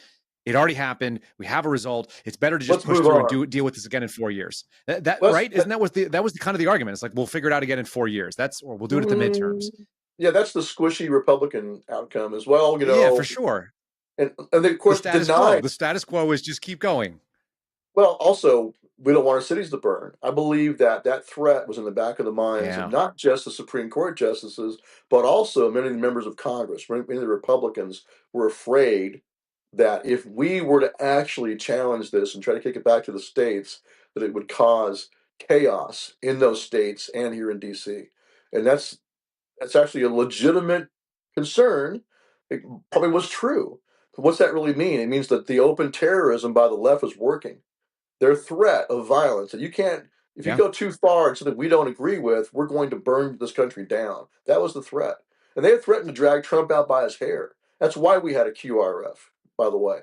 So we looked at, because like they had driven President Trump, Secret Service was forced, I believe it was May 29th or May 31st in summer 2020, I drove think it was President Trump. What was the date of that?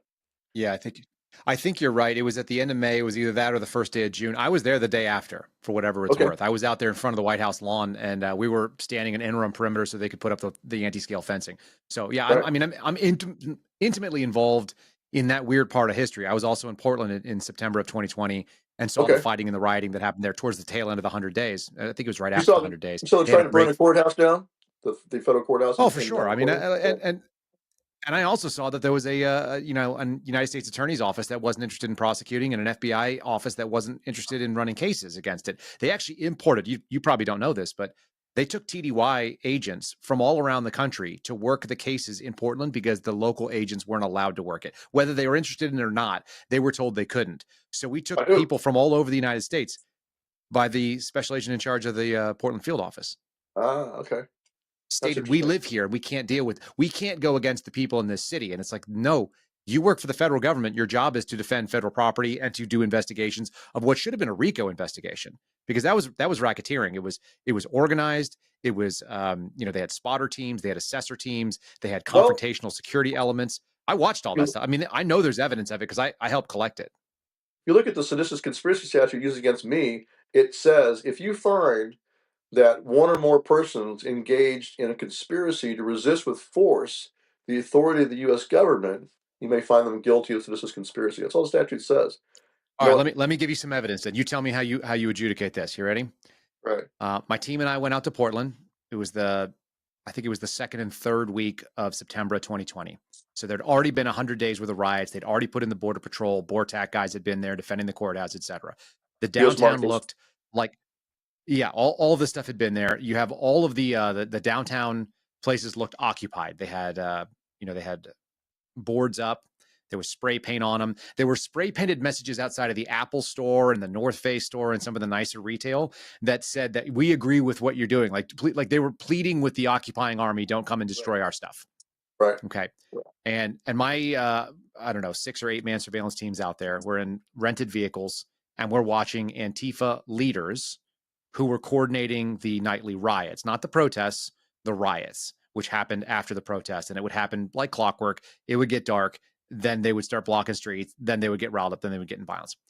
There were communications that were being captured by the FBI field office out there in Portland on FRS radio. You know what that is? Hmm?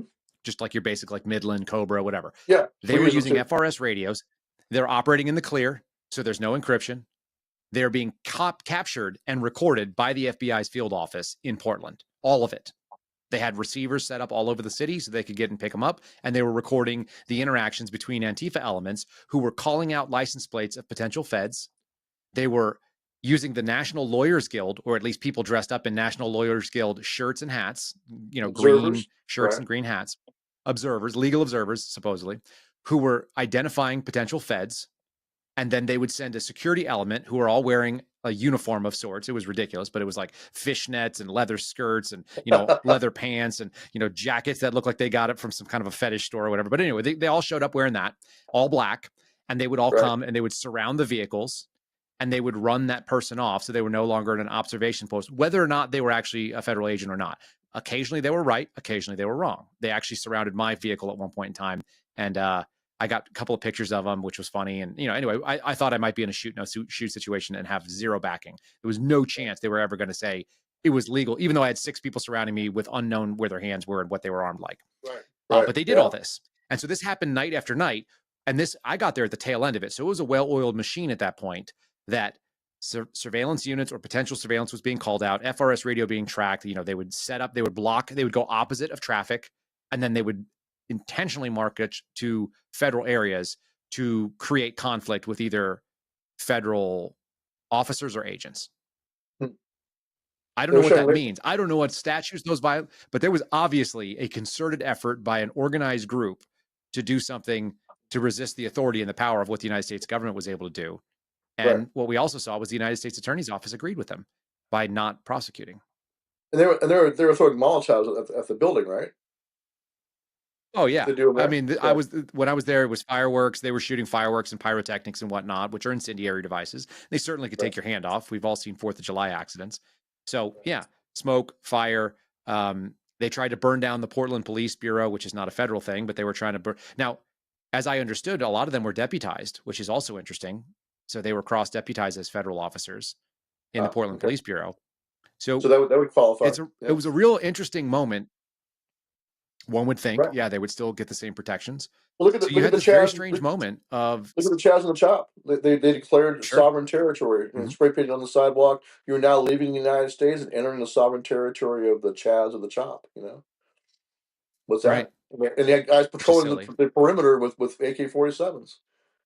So they were certainly resisting with force the authority of the United States government. Yeah, but not charged with sedition. Or the ones I think that's why people felt so gaslit about your trials. Right. Or the ones that attacked the White House. 100%. They actually attacked the White House and then drove the president into the bunker. And that's my point is that we saw that, and what I'm hearing, maybe you can tell me if it's true or not, but there was essentially a stand-down order by D.C. Metro to not get involved in that. It was Park Police and Secret Service that wound up being injured, not D.C. Metro. Is that true? I don't know anybody from DC Metro that got injured, so that is likely true. I knew that Secret Service and Uniform Division, I knew people there, they got injured. I knew that the FBI came in and stood in line. I knew that they also called in other federal options, which was from Bureau of Prisons. They brought in their riot control team from the Bureau of Prisons, like a prison recontrol unit. So they would actually do re-seizures after major prison riots. Those guys seem like mech warriors. I mean, they're beasts. But they came and held the line, and they got injured. I have a real weird relationship with DC Metro. This is probably not the most nice thing to say, but I didn't know anybody when I worked at the Washington field office that had any friends in DC Metro that they trusted when I went to go find them. And that happened a couple of times. I said, "Hey, I need a contact at DC Metro." And the most memorable line I have from somebody that was working in the bureau said, "They're all either too fat or too corrupt to be friendly to us." And that's not a good feeling. And I think there's probably some fat and incompetent. There's got to be some decent cops that work in that department. That's obviously too broad a brush. We had one in Oath Keepers, a retired DC Metro guy was good to go. Yeah, but he was, Yeah. maybe years before. And I knew one that used to be. Yeah, I knew a guy that was an FBI agent that was former DC Metro. So I'm not saying they don't exist. I'm just saying I didn't know any of them, and so I think it was less common. DC Metro is a real weird animal. It's a lot like Capitol Police in so much, although I think that DC Metro is far better at controlling riots because I saw them do it. When I saw Capitol Police, what I saw were people that were glorified security guards. They have no investigative capability. And you tell me this under a separation of powers. How does an organization that carries a gun in defense of the buildings for Congress have any executive authority to investigate or engage in an executive function? I don't know how that works. Maybe you know. Well, Any apparently idea? they're their own entity under the Speaker of the House, right? She directs. Yeah, but how do they have the authority to do investigative work, and then how can they bring a prosecution when they're not the executive? It seems like I keep hearing about these constitutional crises. What I see are armed people that are able to engage in the executive function of government that operate underneath Congress. That seems like a real constitutional crisis to me. Always did, by the way. And according to I don't know as much as Ivan does about this, but according to Raiklan, that's the smoking gun right there. We should look at that chain of command because they determine what's given over to the prosecution, like all the video footage. That's I true. guess apparently, according to him, they have control over what's given over. But I don't give that as a pass for the prosecutors. Selectively picking out certain footage. I think that's they're still on the hook for it. But it is interesting to see that under the authority of the Speaker of the House and under that chain of command, they have a lot of discretion to hide stuff, basically. And like you And said, still are, for whatever it's worth. right, I've had conversations this week with folks that are still trying to unearth this stuff, and it is still being resisted. And it's Republicans too. They don't want to give up that golden goose, which is their kind of authority. And this is not a partisan issue. This is a right, congressional issue versus America, I guess. right. Very Well, a lot interesting. of them have that mindset of let's sweep it all under the rug, let's move on. But you can't move on from a coup. Not with you should expose it because you need to know what happened. It's kind of like I Mm-hmm. believe long been an advocate for exposing whatever happened to JFK. I mean, I know what happened to him. He was killed by the CIA, obviously. So, but that should be exposed. And people are like, oh, well, that could cause a crisis. What's the crisis going to cause? A crisis of truth? We had a little bit of a technical interruption. You just said, "I know how JFK got killed," and then the audio feed went away, which is classic. We'll just let that be whatever it is. I don't allow the audience to decide what it means. Go ahead. Right. So no, while I was in prison, I read a really good book on the CIA called The Devil's Chessboard. Mm-hmm. It was written in 2015 by a guy named Talbot. I think it was one of the Politico founders. But what I thought was kind of interesting is you have a leftist writing a book about bad guys in the CIA before the Trump era.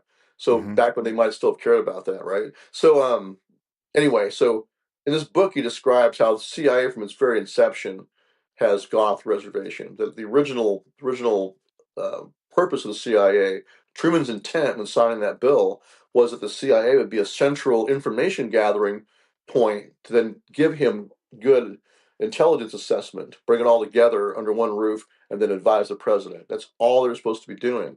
And then, of course, they go out and create an action arm and their own foreign policy and everything else they do. They become a shadow government. So that's what actually the title of the book is. Alan Dulles and the secret government, the start of the secret government in the United States. But yeah, they went off the reservation a long time ago, and the Mm-hmm. CIA has been doing regime change, assassinations, kidnappings, including on U.S. soil. And one of the things that came out in the book is that the CIA would recruit police officers like in New York Metro, LAPD, and DC Metro to be operatives for the CIA. Wear two hats. Work for the law enforcement agency, but also work for the CIA. When they needed stuff done, they would get things done. So that's what I think about when I think about January the 6th is, okay, well, how many dual hat wearers were there involved in DC Metro that day? So I would look at the CIA, not just looking at FBI and DHS, but also CIA too. You know, the CIA. We know the CIA dog bombs were out there, right? So what were they doing out there? Well, The they were bomb just dogs. yeah. So the CIA bomb guys were there. That's the potential, cover for what were they really doing? What was CIA really doing that day? So I would Well, want and to we see. still have no answer to who the pipe bomber was or why Right.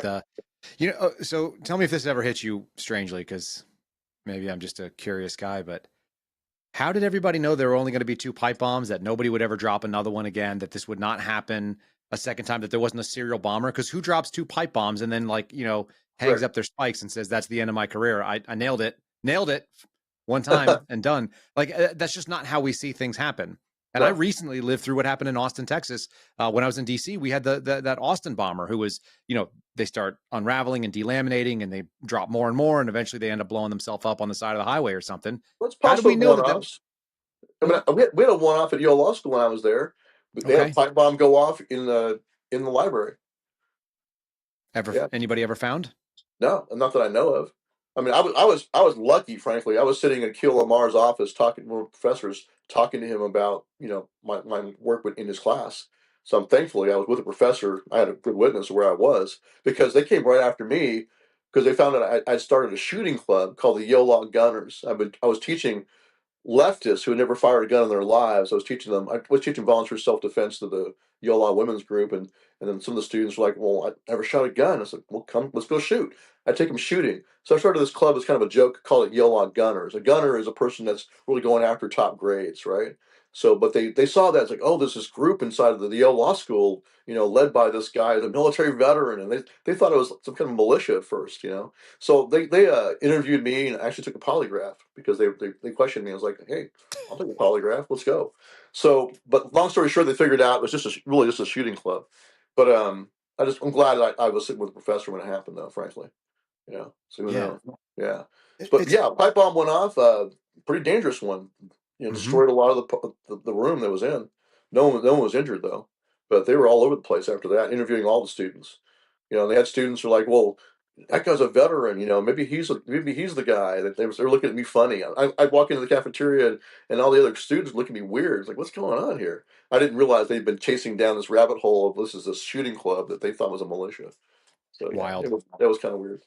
It still doesn't answer why anybody knew and why we don't have an answer to what happened on with the pipe bomber from January 6th. It sounds like there's some footage that might be very instrumental in that, and members of Congress are holding back on that I'm hearing. Right. So Well, I'm kind there's of a one. I heard that there was two Secret Service agents sitting there having lunch, and then someone told them that there's a pipe bomb, like I guess not too far from them, and they just finished their lunch. So that seems to me like they just knew it was a training exercise. That's what I'm thinking. So we're were they we're told gonna that have that's all it was? I don't know. I Yeah. don't have answers on that. I know that when I was briefed on it, that the devices, because my team actually worked on running down a couple of persons of interest, Right. and we were told that it was it looked very bomb like. That's the memory that I have of the brief. Looked very bomb like, but after the fact, when they went to go detonate, of course there was no boom, there was no um, functionality to So the it's dummies. device, There were two dummies. right? But the problem is we have people who were leading the FBI who said otherwise. Hmm. One of the funny moments, Stewart, that I had was that the lead agent for the Washington field office, a guy named Steve D'Antuono, whose name popped up quite a bit, but he was theoretically he was the top dog in DC that pushed out the J6 cases. Oh, he's the one from And Michigan, right? yeah, he was there when Yeah. Gretchen Whitmer's case Okay. was run in Detroit. So the funniest moment for me was that I found out that Thomas Massey asked him questions, and without prompting, he brought up my name in the middle of his testimony. And he said, I don't know what Kyle Seraphin knows about, demolition, but I believe what the demolition experts told me at the FBI's bomb unit. And I kind of laughed and chuckled a little bit because I'm not a bomb expert by any means, but I've got 100 hours of field training in using, Right. improvised explosives. I did that as ways to clear airfields and ways to block traffic and things like that. And so I know how to do cutting charges and push charges. And I've worked electric and non-electric demo. I've done C4 and dynamite and you name it and improvised stuff. So I know a little bit about demo. I built some bombs while I was Right. working in the military. I know more than Steve D'Antuono does, who was an accountant by trade. And so I Right. just think it's funny when people call out an expertise that they don't know anything about. And then Yeah. and he denied that they were They were dummies. They're He didn't. Yeah, he denied that they were dummies and said that they were functional. That they were. He referred to the term viable.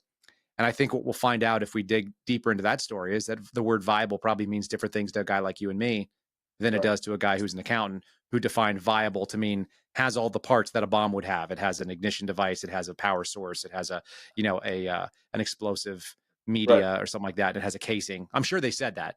Doesn't mean it would work. Just means it was viable, whatever that is. So Hmm. it's been it's So been he's a kind of a wild couple of years. pushing the narrative. The narrative has to be that there were legitimate pipe bombs set that day because Right. that helps to ramp up, like with Jeremy Brown. Oh, Jeremy Brown was spotted with explosives. One of the informants, one of the other guys that turned on us and agreed to test a lie, Caleb Berry, said he claims he saw explosives in Jeremy Brown's possession. I think it's bullshit. But yeah, then in our trial they ramped that up. I believe they mentioned the pipe bombs, and then they said, and Jeremy Brown brought explosives to Washington D.C. That's not true at all. Mm-hmm. But that's what they were ramping up. And I think in the public sphere they were ramping that up too. That's why the pipe bombs still have to be, yes, they're real pipe bombs, but let's not look into where they who really did it. Let's just use it. Let's use the hysteria over that day. It's So just it generates more fear for a population of potential jurors who realize that the pipe bombs were in their city and it could have yeah, been them walking by right. them, I guess. And one of these Right? It evil adds. oath keepers now is accused of having explosives. So that so they really are guilty. They must be guilty. They brought they brought guns to their hotel rooms. They brought explosives. Thankfully, they didn't use them for some reason, but they're guilty. That's the underlying message, I think. What did you feel like when you got the verdict read? Did you already know what was coming, or was it still the gut shot that it? Well, I mean, I took the stand, and because I took the stand, I was found. I think, like, because I took the stand, I was found not guilty of conspiracy to obstruct Congress or official proceeding. Right. I was found guilty of citizens conspiracy, guilty of obstruction of official proceeding, and guilty of destruction of evidence for deleting chats.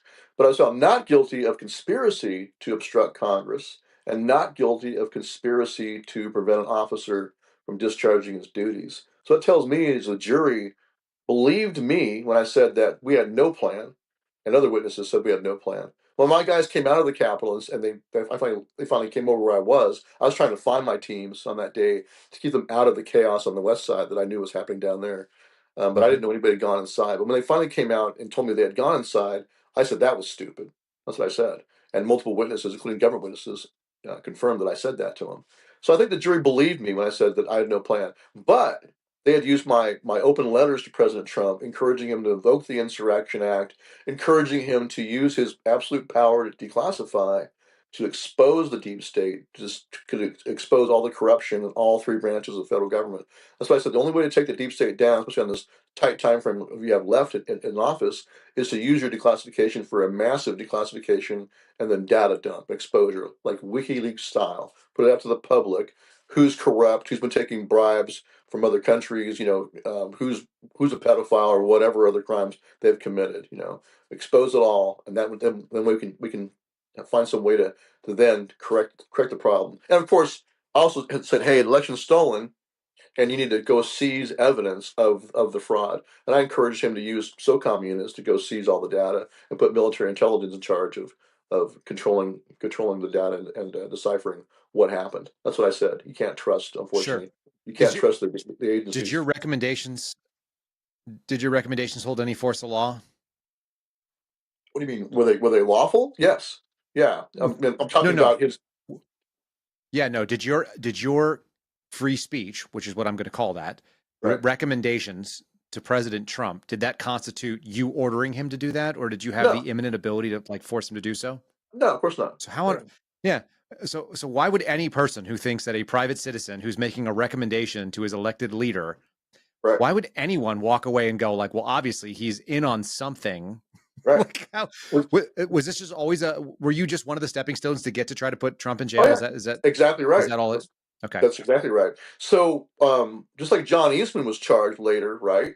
So John Eastman was put under pressure, and Sidney Powell in Georgia. Anybody Yep. who they say conspired with Trump to steal the election, because they see lawful legal advice by John Eastman, an attorney, that's now a crime. Sure. Anybody who organized alternate slates, which was done long before. I think Kennedy had alternate slates in his first Mhm. election against I think it was against Nixon, right? He had alternate slates. So you had things that were done in the past. That's why I say the mask came off.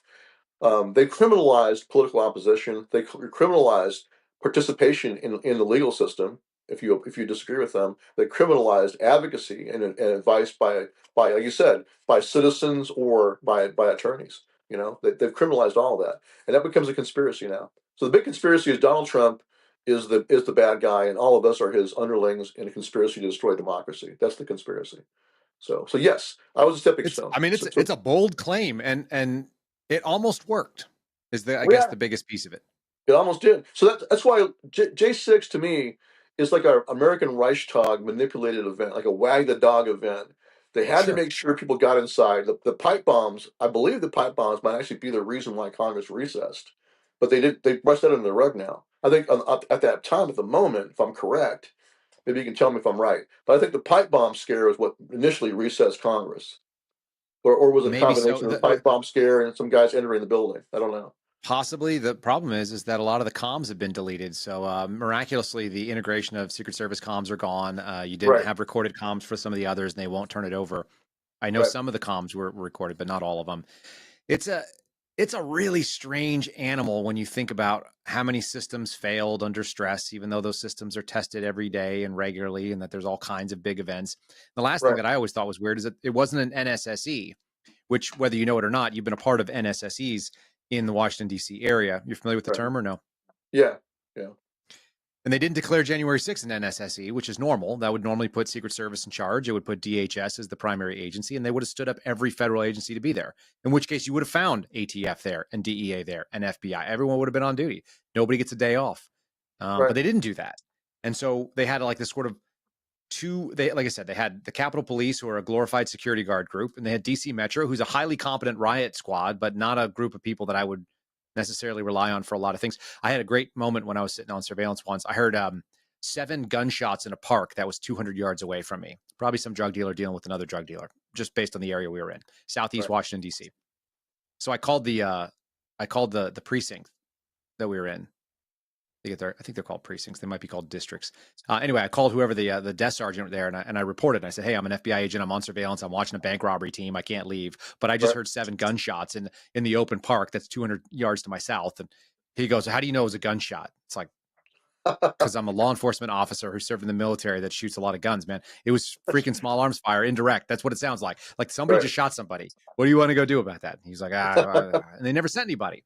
Right. I had video evidence from surveillance I was doing out there, and this is all DC Metro, obviously. I watched a drug dealer selling open air, having teenagers come in, hand to hand exchange, some kind of a package, some kind of a cash handoff. Then they went out and Right. sold somewhere else again. And it was for hours. And I called them in. I said, "Hey, there's an open air drug deal situation going on right now. I've got photographic evidence. I'll give you my SD card that has Right. videos of it. I'm happy to testify on your behalf. I just can't leave where I'm at right now, and I can't effect an arrest.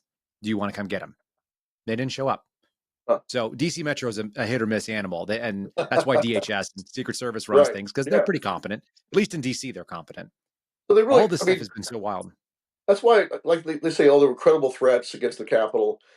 I think that the Trump administration's concern was Antifa, because that's what the threat had been before. That's who almost drove. I mean, they tried to take over the White House. They drove into the bunker. So and I Mm-hmm. had that's what we were concerned about. That's why in November we made a very public announcement that we're going to have a QRF. It was a mind. It was a mind. Can I cuss it all or no? Sure, yeah. You don't hurt my Yeah, feelings. it was a mind fuck against Antifa. Sure. So we said, hey, we're going to have men stationed outside, special warfare veterans included, stationed outside D.C. So if they try to take the White House again, that we're not going to let that happen. Because I was actually concerned about a stand down order. We'd seen stand down orders across the country in blue areas and leftist dominated areas. Police told to stand down. I had seen Trump supporters beaten when they were just when stand down order was given and the cops just stood back. Um, Long story Sure. short, so when we went into Berkeley, the police did a better job. We gave them about a C. My ex-cops rated them about a C. They at least tried to do something. Yeah. The second time we went in, they gave them an A because they didn't let Antifa get anywhere near the park. They stopped them. They were coming from the Berkeley campus down to the park, and Berkeley Metro stopped them, dead cold. So my experience out of that is that, okay, when they're giving you stand down orders, and when we show up and fill the vacuum and do their job for them, it's kind of embarrassing for the law enforcement officers, and they know that there are brother officers in the park who could be injured. So they tend to Yeah. step up and do their job better. That's been our experience across the country. Is our But guys work really it's a well? liability for the public, you know? That too. Yeah. So what do they want? Retired cops carrying guns that are doing their job, and then what if they get in an altercation? So they step up and do their job better, which I think is great. So, but going back to January 6th, like you said, if there was really a credible threat from the Trump supporters, you would think they'd put those climb-proof barricades up, because Trump supporters are Hmm. not Antifa. It's a whole different world. If you actually had a credible threat of military veterans and retired cops and, like, red-blooded American males, that's a whole different set of people to deal with than a bunch of skinny pants wearing idiots. Just being real, just being blunt about it. So I Yeah. remember back when Obama shut down the memorials and pissed off people in Washington D.C. Remember that? He shut down the Washington, like the World War II memorial was shut down. They had those Oh, yeah. ridiculous bike racks all around it. Veterans got pissed off, grabbed all the bike racks, marched them to the White House, and stacked them against the fence. And all the cops were like, because we don't want to dance with all these veterans. It was kind of a tense situation there. So it's just weird that if you really thought there was a threat from people like that, after that experience with the little bike racks doing nothing, why would you only surround the Capitol with little bike racks? If you really thought Trump supporters were going to attack the Capitol. So I don't believe there was a credible threat from Trump supporters. I think that's bullshit, frankly. I really don't think so. Well, and then, I was also there right afterwards, and it was really obvious that when they found there was a threat that they believed in, they managed to shut it down, and it looked like Berlin during the Well, Cold those War. I mean, those big black climb-proof barriers went up real fast, right? real fat, like a lot of them. How come how People come don't those weren't realize. used? How come those weren't used in the first place? I'm just curious. Yeah, it basically took a night for suddenly like that contract to be fulfilled, and suddenly the entirety of Washington D.C. Northwest was shut down, and it was controlled access only. I had to have a badge to get in anywhere. I had one for Biden's inauguration, just like I had one for Trump's, and it Right. was wild. It was a wild thing to see a bunch of National Guardsmen. And here's the other thing: I remember not too many months before that, where there was a bunch of National Guard trucks. There's deuce and a halves parked out there. They're putting up DFPs and fighting positions and sandbags and stuff on the side of the street. No weapons though. And then suddenly, For all the riots and all that in summer 2020. correct. But then Right. in January of 2021, suddenly they're armed with or without magazines, but they at least had weapon systems with them. And I don't know if they were, some of them might have been hiding their mags and weren't allowed to show them. And some of them actually had mags in. Some of them probably had mags in backwards because, they're in the army and we just have to, sometimes Right. Joe just does things that makes him look bad in the picture. But we're sitting there looking at this. I remember driving up and thinking, like, we've got armed National Guardsmen that are now doing access control, and they're checking IDs of people. I was trying not to get shot. I was driving up because I drive, this is the way I dressed when I was in the FBI too. It's just plain clothes job, especially surveillance. So Right. I'm up there driving up with a weapon in my belt, and I'm like, God, I'm going to talk to some kid who's 18 years old. This is his Right. first checkpoint he's ever done, and he's going to So go he's deal, and already he's dealing with a bunch of like, yeah, he's been let loose in America, and probably shouldn't be doing that game. So it right. was a real wild time. Let's So why didn't they use carry on. those climb-proof barricades in the first place? I don't know. I have more questions than probably anybody. I have as many questions as anybody that was never part of the situation. I didn't personally suffer because of J6, but I was at the FBI and I watched the agency that I work for fail. I watched something change, and they ran off a bunch of guys that were able. Anybody who was able to retire that was a reasonable person did. Ton of them did. They just Hmm. didn't want. They were like, "What have they done to my agency? I'm not going to be here anymore. I'm not going Overnight. to be here and run J6 leads." Yeah. And I had friends that I talked into not going to January 6th because it always smelled bad to me. It just always looked like it was going to be a problem. Hmm. And that's because I lived in DC, or I lived outside of DC. I commuted in there regularly, and I just went, the climate is wrong. Something bad is going to happen. And if you go, you're going to lose your job and maybe your freedom. I told my friends that. And so they didn't show up. But those same guys turned around who wanted to go and protest on January 6th, who wanted to make their voice heard lawfully, wanted to Right. go and, take a day of leave and Trump participate in the American supporters. process. Yeah. Or just guys who thought that there was some shenanigans. Like they weren't necessarily a Trump guy per se. They were guys that said something different just happened and we don't like it, and About there the were plenty of election. people Right. that thought the election looked shady because they had just lived through weird COVID lockdowns that didn't make any sense. And my friends that did that, they retired. They thought they were going to stick around for another year, and they went, nope, F that, I'm out. And they dropped papers because they weren't going to be part of an agency that rejiggered itself to just chase down misdemeanors. And Yeah. you don't probably have a lot of awareness of this, but the FBI, one, never did misdemeanors before, and two, they recruited 3 whole squads of people to do misdemeanor cases Wow. in Washington, D.C. They put them all in Gallery Place over there by the what is the big arena there? Is it the Oh, the the Capitol Verizon Arena? Center? The Oh, Verizon that's Center, I think, is what it used to be called. Now it's probably called the Capitol. But yeah, right. they loaded up 3 different squads of people, and so you had 30 plus FBI agents plus all the support associated with it to run down misdemeanor cases, a lot of misdemeanor cases, and it seemed like they were building up enough misdemeanors to go after you. Well, That's what it seemed like to me. Well, they wanted to, I think it was multiple purposes. One, to feed the false narrative. How many arrests? Look, this is unprecedented. The number of arrests, this is the most worst attack Right. in U.S. history on democracy. Yeah, and we were the poster boys, Oath Keepers and Proud Boys. So there was a lawsuit filed February 16th, 2021 by Benny Thompson, congressman who later on went on to chair of the J6 Select Committee, the congressman from Sure. Mississippi. He files a lawsuit, another members of Congress, alleging a conspiracy with Trump, Giuliani, Proud Boys, and Oath Keepers. This is just weeks after January the 6th. That lawsuit's filed, alleging Sure. attack on democracy, a conspiracy to attack democracy, and to disenfranchise black voters. That if you challenge the election in Michigan or Atlanta, Detroit, Atlanta, Philadelphia, that you're really trying to disenfranchise black people. That's the allegation. And he had the ACLU president get up on TV with him and do press conferences and stuff, alleging that we're part of a racist conspiracy to disenfranchise black people and to overthrow democracy. That President Trump directed us to go into the Capitol. That's when the narrative was set. That's how early it was set.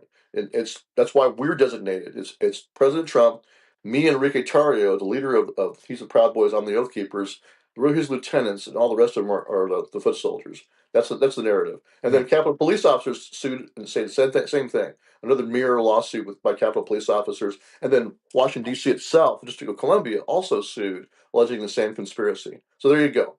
That's the narrative. And everything else, the J6 Select Committee was just a public show trial to reinforce that narrative. All of our prosecutions and the coerced confessions were just more of a show trial to say, yes, see, one more person has admitted to this conspiracy. And there were guys who were directly offered, like Enrique Tarrio, I believe, was offered directly that if he says that President Trump told him to go into the Capitol, he can go home.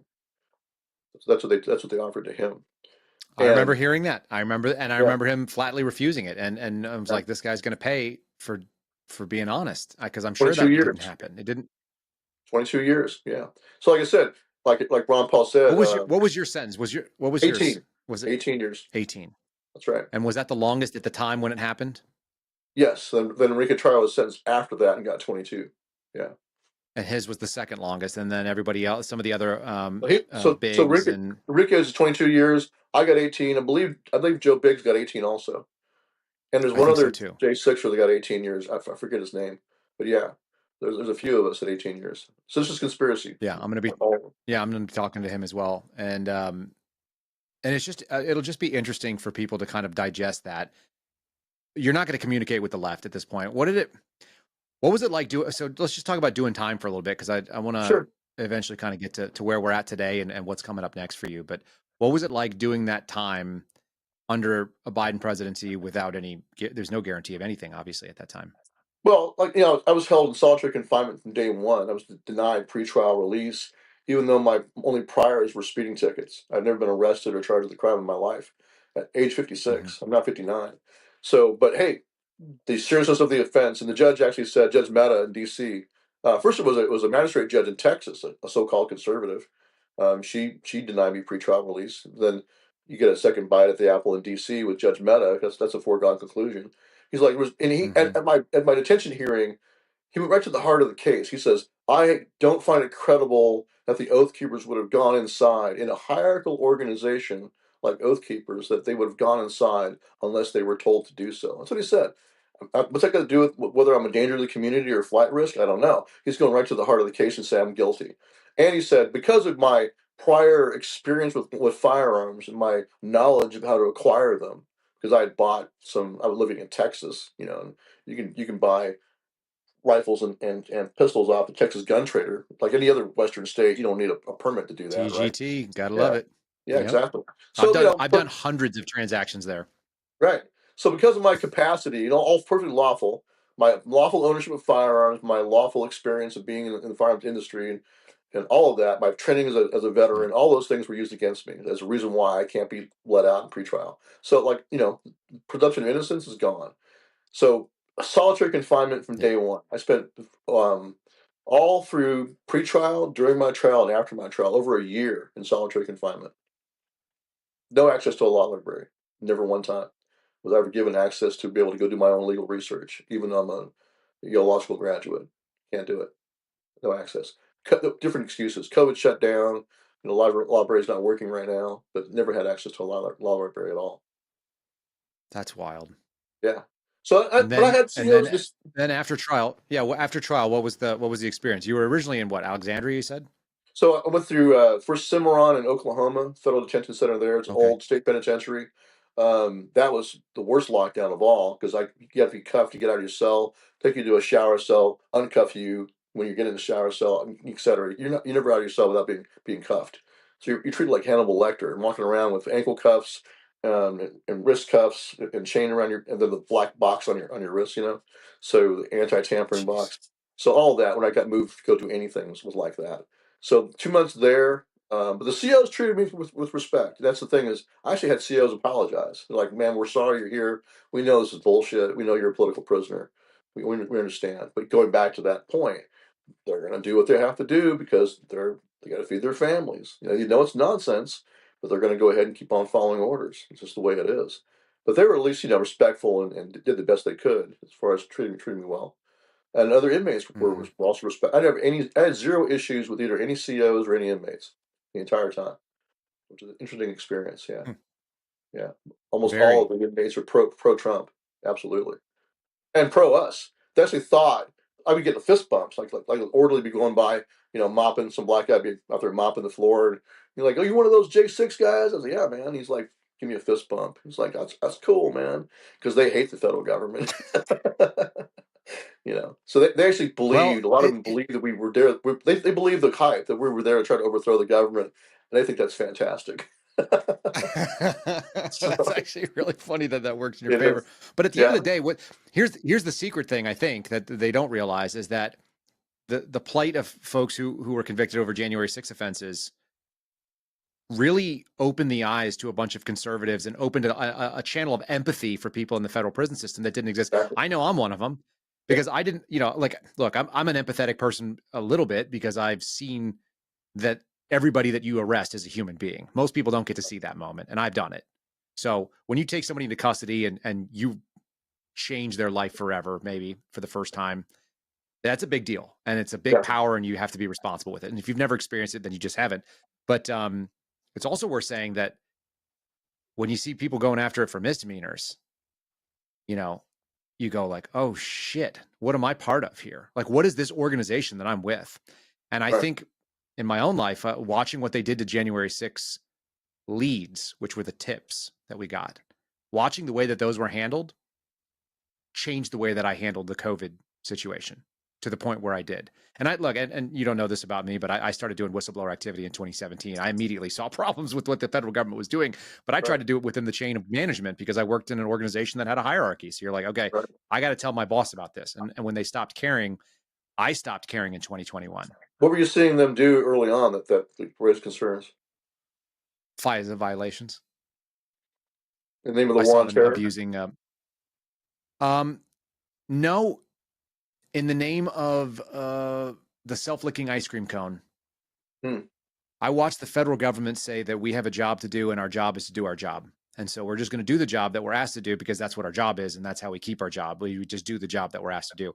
And all of that is obviously it's a circular, nonsensical organization. Right. But essentially, I watched FISA 702 being used to spy on Americans in express violation of the statute, which is that you can't reverse target people because Hmm. there's no other way to use that tool in any meaningful way.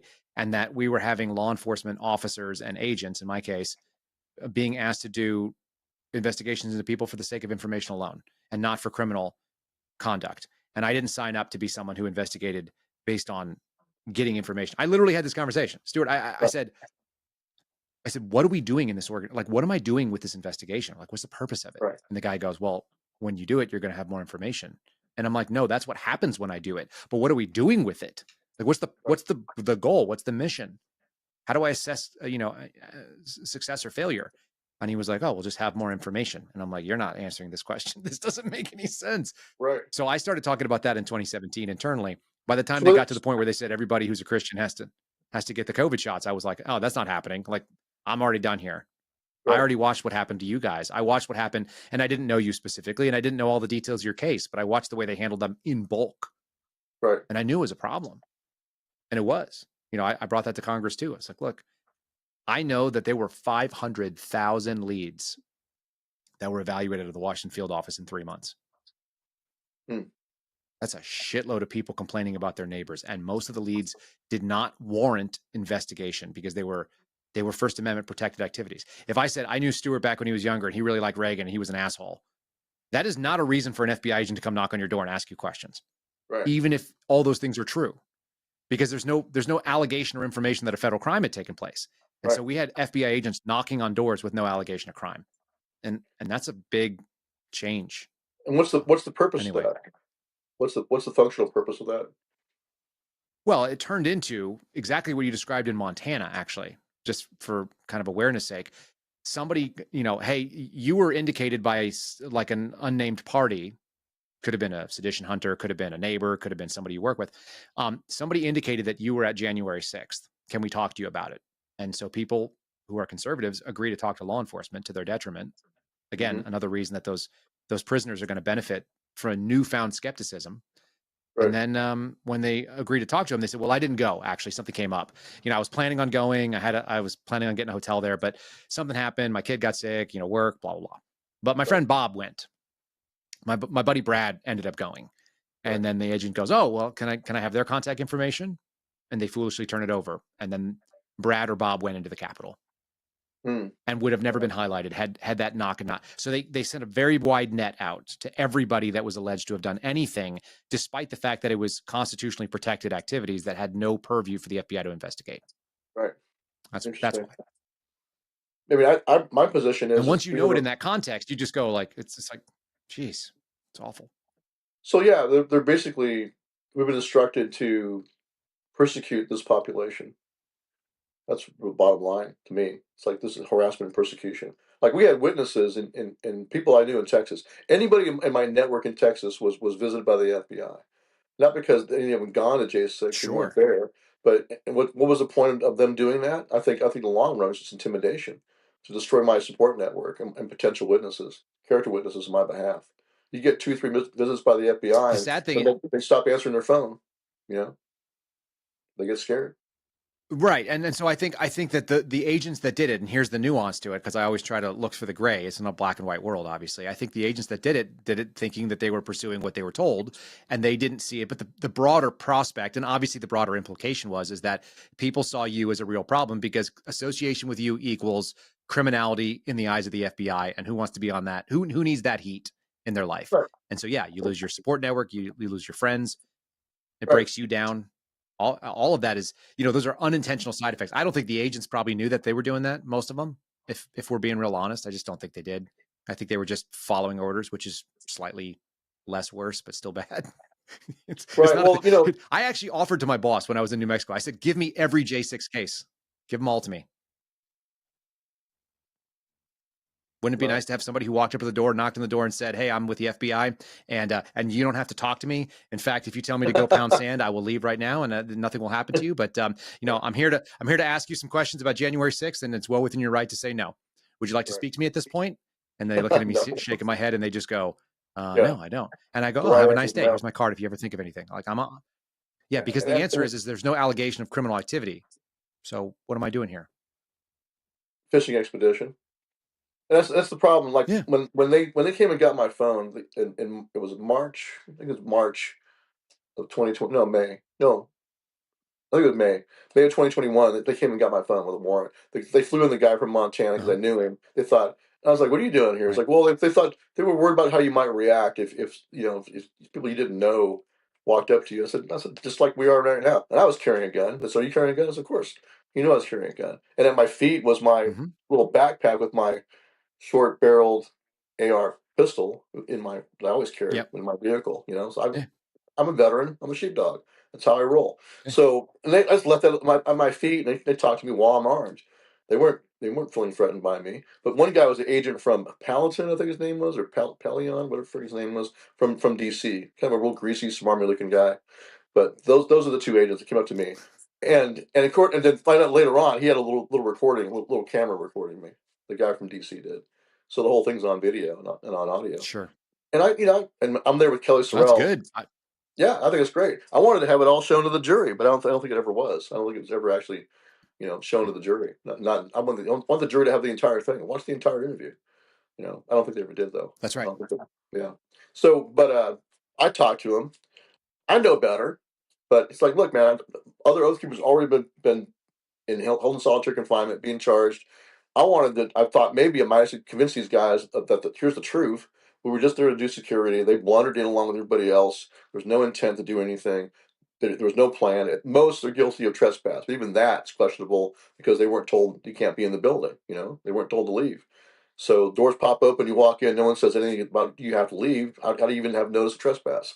So that's what I said. And and Kelly Sorrell was with me. We were dating at the time. She's also our general counsel for Oath Keepers, former prosecutor from Texas, and a lawyer. And so we both talked to the FBI for 2 hours. Talking to them, trying to clarify things. Dummies that we are, they don't really care about truth or clarification. They're just there to get more information they can use against you and other people. That's just the bottom line. That's the reality. And that's what happened to us too. We were That's right. she was charged, and when I was going to call her as a witness, they charged her. That was a very very common practice. If we would give a list of potential witnesses for the defense, all of a sudden those people would be getting indicted, and of course then they would lawyer up and take the Fifth Amendment and not testify. So it shut down our ability to defend Hmm. ourselves in large part because our witnesses being intimidated. And people know that too. It's like, oh, if I talk to them, if I'm going to be a witness for them, I might get indicted. So you had a bunch of people that just rolling back and go, I don't want to testify. That happened a lot. So that's not No, investigation I anymore. know. That's tampering with the trial. That's witness intimidation That's and mob silencing. tactics. Let's just call it Yeah, what I mean. That's what the mob yeah, does. It's yeah. it's It's coercion, it's extortion. extortion, and Yeah, you know they're so upset about the idea that Kash Patel wrote a book called Government Gangsters. But if you look at the way that the operation doesn't matter whether you talk about the Twitter files, fits. which we've looked at and I've looked at Yeah, extensively, if you're going to use carrot and stick mentality, and it's a big old stick and it's a small carrot and nobody wants the carrot, but they all take it, you're you're not operating in like a free and fair way, and especially when yeah, you're talking about the stick of the government, which is enormous. right. The ability to do lawfare is huge. The ability to go after people for their freedom and to tie them up in litigation forever. We have a veteran of this podcast who's been on my show a couple of times, Amy Nelson. She's like a liberal. She's a recovering liberal at this point. She can't help it, and she had over $2 million seized by the federal government and never charged with a single crime. Her and her husband lost every penny they had. They just Right. tied them up because Amazon wanted to do something and Jeff Bezos was able to lobby for some charges. And so they got it. And like, once you've seen the other side of the government, the upside is it really radicalizes people. Yeah. Well, that's It takes going people back who to used to like think the government was a good animal when they realize the other end of it. so the silver lining in this, or the good outcome, is going to be, like you said, awareness among the political right. They tend to be, of course, pro law enforcement, but also pro prosecution. They feel like when they see a guy's, mugshot on TV, Mm-hmm. he's been indicted for this or that. Well, he must be a bad guy. They don't understand that, you have zero due process at all when it comes to a grand jury. You don't even know it's happening. You have no opportunity to present witnesses on your behalf, no opportunity to confront your accusers. It's whatever the grand jury is basically, treated like mushrooms, kept in the dark and fed bullshit by the prosecutor. They spin and twist, and make accusations that sound nasty and bad, and then they're going to get an indictment. It's like the old saying is, a grand jury will indict a ham sandwich. Well, in a blue area, in a Democratic area, a grand jury will indict a Trump hat. That's the bottom line. So if you're a Trump supporter and you're accused of a crime, you're going to be indicted. So they can indict anybody they want to at any time. But that's always been true though. So I met guys in prison that were in Yeah. there for ghost guns and ghost drugs. That means that no drugs were ever found on them, no gun was ever found, just some informant who's probably been coerced into testifying give us 5 people or you go to prison for 30 years. Some informants said they saw that person with a gun or drugs. So a lot of people like that in prison. And right now, because we got commuted only as 14, Joe Biggs is another one. We got commutations only. It's only Oath Keepers and Proud Boys among the 14. We are now. I'm still a felon, right? So at any time, the deep state, the bad guys, that want in the future want to get back at me. It'd be very easy. Just put up some informant to say that I saw Stewart Rhodes with a firearm. It's all they would need to railroad me back into prison. That's why we need pardons, frankly. So I don't know why they left us 14 out and gave us commutations only. And we're certainly grateful to not be in prison, but like I'm a disabled veteran. I've had my veterans benefits stripped from me. I got a nasty letter from the VA saying you no longer have any veterans benefits at all. No more disability payments. No more dollar down loan for a home, which I never have actually used yet. No medical care. Nothing. And I can't even be buried in a veteran cemetery, which is the worst insult to a veteran. And it's disgusting to have people that I consider, frankly, traitors that are just trying to destroy our country, then use that label against me when I've done nothing but been honorable. It's just really disturbing and disgusting. It really is. And I know Joe feels the same It way. is disturbing. Taking the veterans benefits and firearm rights is something that really disgusts me. I've made the argument, and I think there's some people that got full pardons that actually probably they were clearly worse than anybody who showed up and didn't do anything violent. Like, you went and fought cops, you act like an asshole on a certain day, you're responsible for your actions, but they would have all been out of jail by now. I've worked assault on federal officer cases. I know what that looks like. And maybe you catch a year or two, maybe you catch 3. Don't punch cops. That's a good thing. Don't fight with Border Patrol. Don't be that guy. Right. But that would have been already settled. But the argument that sat really well with me from Steve Baker, because we've talked about this, and I was like, people who fought cops are not my friends, and I don't want to see great things happen. But I can also see the bigger point. And the bigger point is the government broke process and broke what the government is supposed to do. They destroyed faith in institutions, and the government has to pay a price. And that price should be blanket pardon across the board for everybody. Not because everybody necessarily even deserved it, because there's clearly some people that I think don't necessarily even deserve per se, but because of the malfeasance that the government does, they forfeited their right to have that prosecution stand. And for me, that's the bigger argument. And there's plenty of people that are, in different situations. Obviously, the empathy of being on that day and being in that, community of people, it's different. But as a disaffected person sitting on the outside, I think that we punish the government by telling them everything you did no longer stands. All of your work, toilet, flush it. Agreed. Because of Yeah. what you did, not because of what the defendants did. Yeah, and that's actually my position. In fact, before this went down, I wrote articles for Gabby Pundit because I figured I was on the outs. I didn't go inside the Capitol. I didn't touch anybody that day. No violence. I figured I'm a shoo in for a pardon. So I was speaking out for the guys that I knew had been accused of violence or even on video fighting with the cops. And my argument was they deserve a pardon also, very similar to what you just said, based on the presumption of innocence. You're presumed innocent until you're proven guilty in front of a impartial jury of your peers in a fair trial, where the burden of proof is beyond a reasonable doubt actually enforced in front of a fair and impartial judge who protects your rights to your evidence, your rights to exculpatory evidence under Brady, all of that, and actually protects your constitutional rights. None of us got that. And because none of us got that, no trial, none of these prosecutions were run in a constitutional manner, that all of them still should be considered innocent till proven guilty because they were never found guilty in an actual fair trial. So President Trump should enforce and protect the presumption of innocence. Like you said, blame the prosecution. You didn't run a fair and impartial trial or a fair and constitutional prosecution, then it's on you. That was my position. But ironically, I'm one I of the agree with guys all that of didn't that, by get the one. way. Yeah. Yeah. So No, I'm seeing that too. And you know what I hope? And so I've seen a narrative campaign push out there. I've seen narratives about how you're a bad dude, you're a Disney villain. Like I said, your ex-wife has been out there marching around talking about radicalization. They've been gone out and used your family against you, which is interesting. It's really awful. I don't know the story of the iPad. Whatever happened to your eye? So is that weird to ask? So no, that's cool. So I lost that trying to help a friend. So a good friend of mine from high school, Henry Howard, black guy from Vegas. He had gotten into drugs and became a drug addict for a while. When I got out of the army, we reconnected, and did my best to help him out. He wound up going through a boot camp program that finally cleaned him up. Hmm.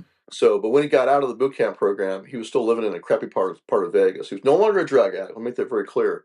But the local gangbangers wanted him to join the gang, and he just refused. He didn't want to be in a gang, and so he'd get in fights with them. And he was a good fighter. And really, hand to hand, they couldn't beat him.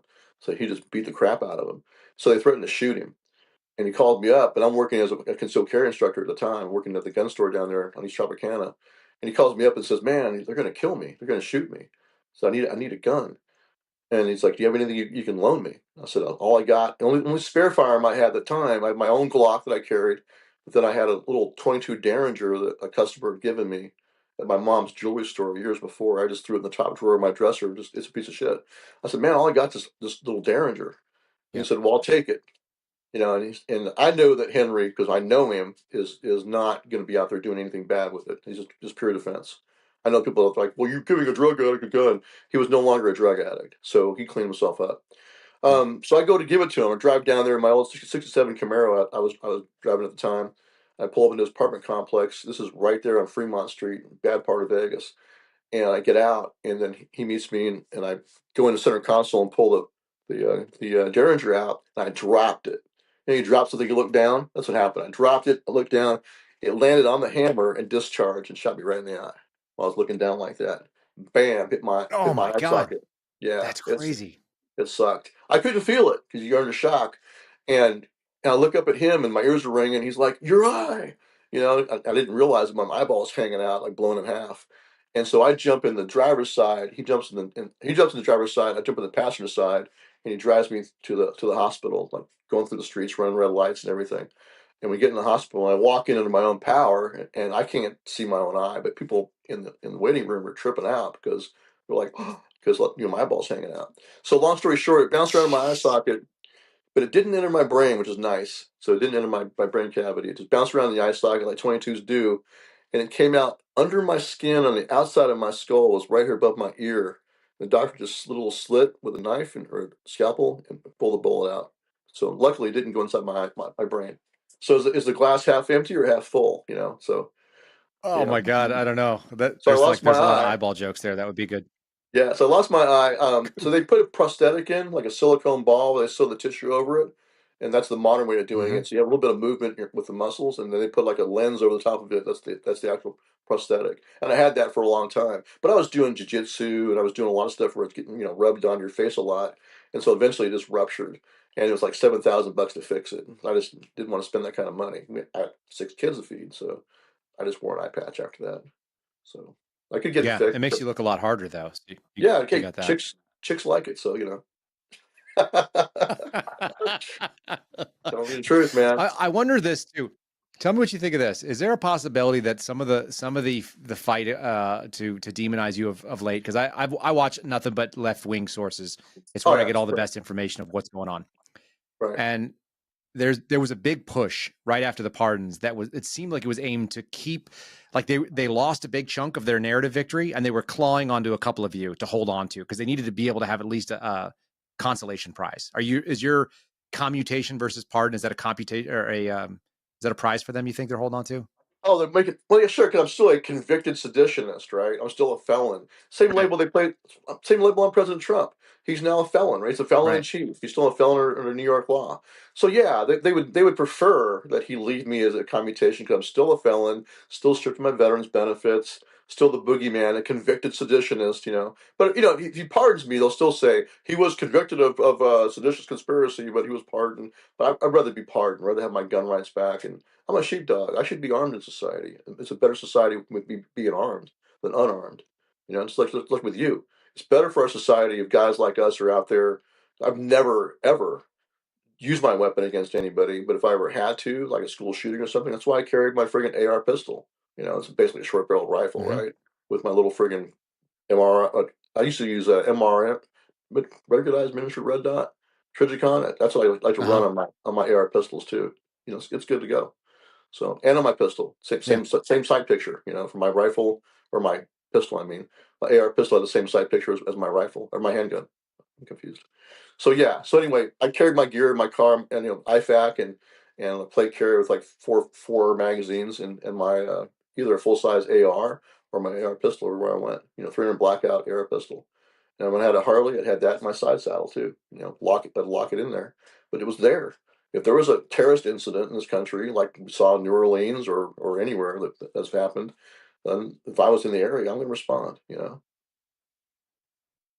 I I have no beef with any of that, and I'd like to Yeah. see you pardoned as well. For if nothing else, like I said, to pull the narrative victory away from these people, but Yeah. also because I don't like seeing people stripped of benefits. It made me sick when I heard that people lost. What did your military service have anything to do? What did your VA benefits have anything to do Yeah. with what happened on that day? Even if you had been guilty of all those things, it just didn't have anything to do with it. Yeah. But Either you lock that in for life or you don't. And it just seems like it seems so petty and vindictive, it is. is It's what it more. It's seems like more. from the outside. It's more punishment and vindictive, like you said, vindictive. And Hmm. it's also a way to say, okay, these people are so bad that they deserve to be dehumanized. That's really going on. Hmm. And they would do the same thing to every veteran if they could. I know that. I know they would disarm and strip all of us of our any status as a veteran. They hate us. They loathe us. That's I just agree. reality. Yeah, you know, and they fear us too, I and they think want a to lot of suppress people us. think there was a that's true. I think that empathy that has been gained from people that were not part of that saw it also during the sort of COVID tyranny. I think a lot of people looked around and said, you know, it's just a matter of finding an unfavorable outgroup and finding out if they can discriminate and get away with it, if the American people tolerate it, or if the general populace is not going to revolt. And they Hmm. found out that a lot of people won't. They found out a lot of people will just go along. Yeah. I think that was maybe one of the most eye-opening things. What do you think about this next 4 years? You have any instinct? You got hopes, dreams, fears, Well, or prognostications? well, like you said earlier, I think the trial by fire of going through all that, and also for our support community. I mean, a lot of people that I knew that I thought were ride or die brothers just ghosted, disappeared after I got arrested. Mm. But people I didn't know, I'm staying in the home right now. Of So you had people you don't even know, you know, writing you letters and letting you know that you're not forgotten. That's huge. And this family was one of them. Retired San Jose peace officer and his wife. That's where I'm staying right now.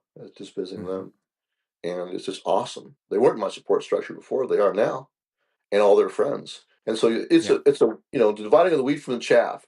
Sunshine Patriots disappeared. Winter Soldiers showed up. So I really think that in the long run, we're far stronger now. I know President Trump is stronger. Everything I threw at him only made him stronger. you know. So, Hmm. and when he got shot, this is kind of a fun story. When he got shot that day in my unit, when all the guys watched it on TV, they were like, "Holy crap, he's a legit OG." That's what all the guys in the unit were saying. That's that in prison speak. That's like the highest compliment you give a guy. He's an original gangster. So, pumped their fists in the air, and I believe that's when he won the election because he won the working man respect across the country.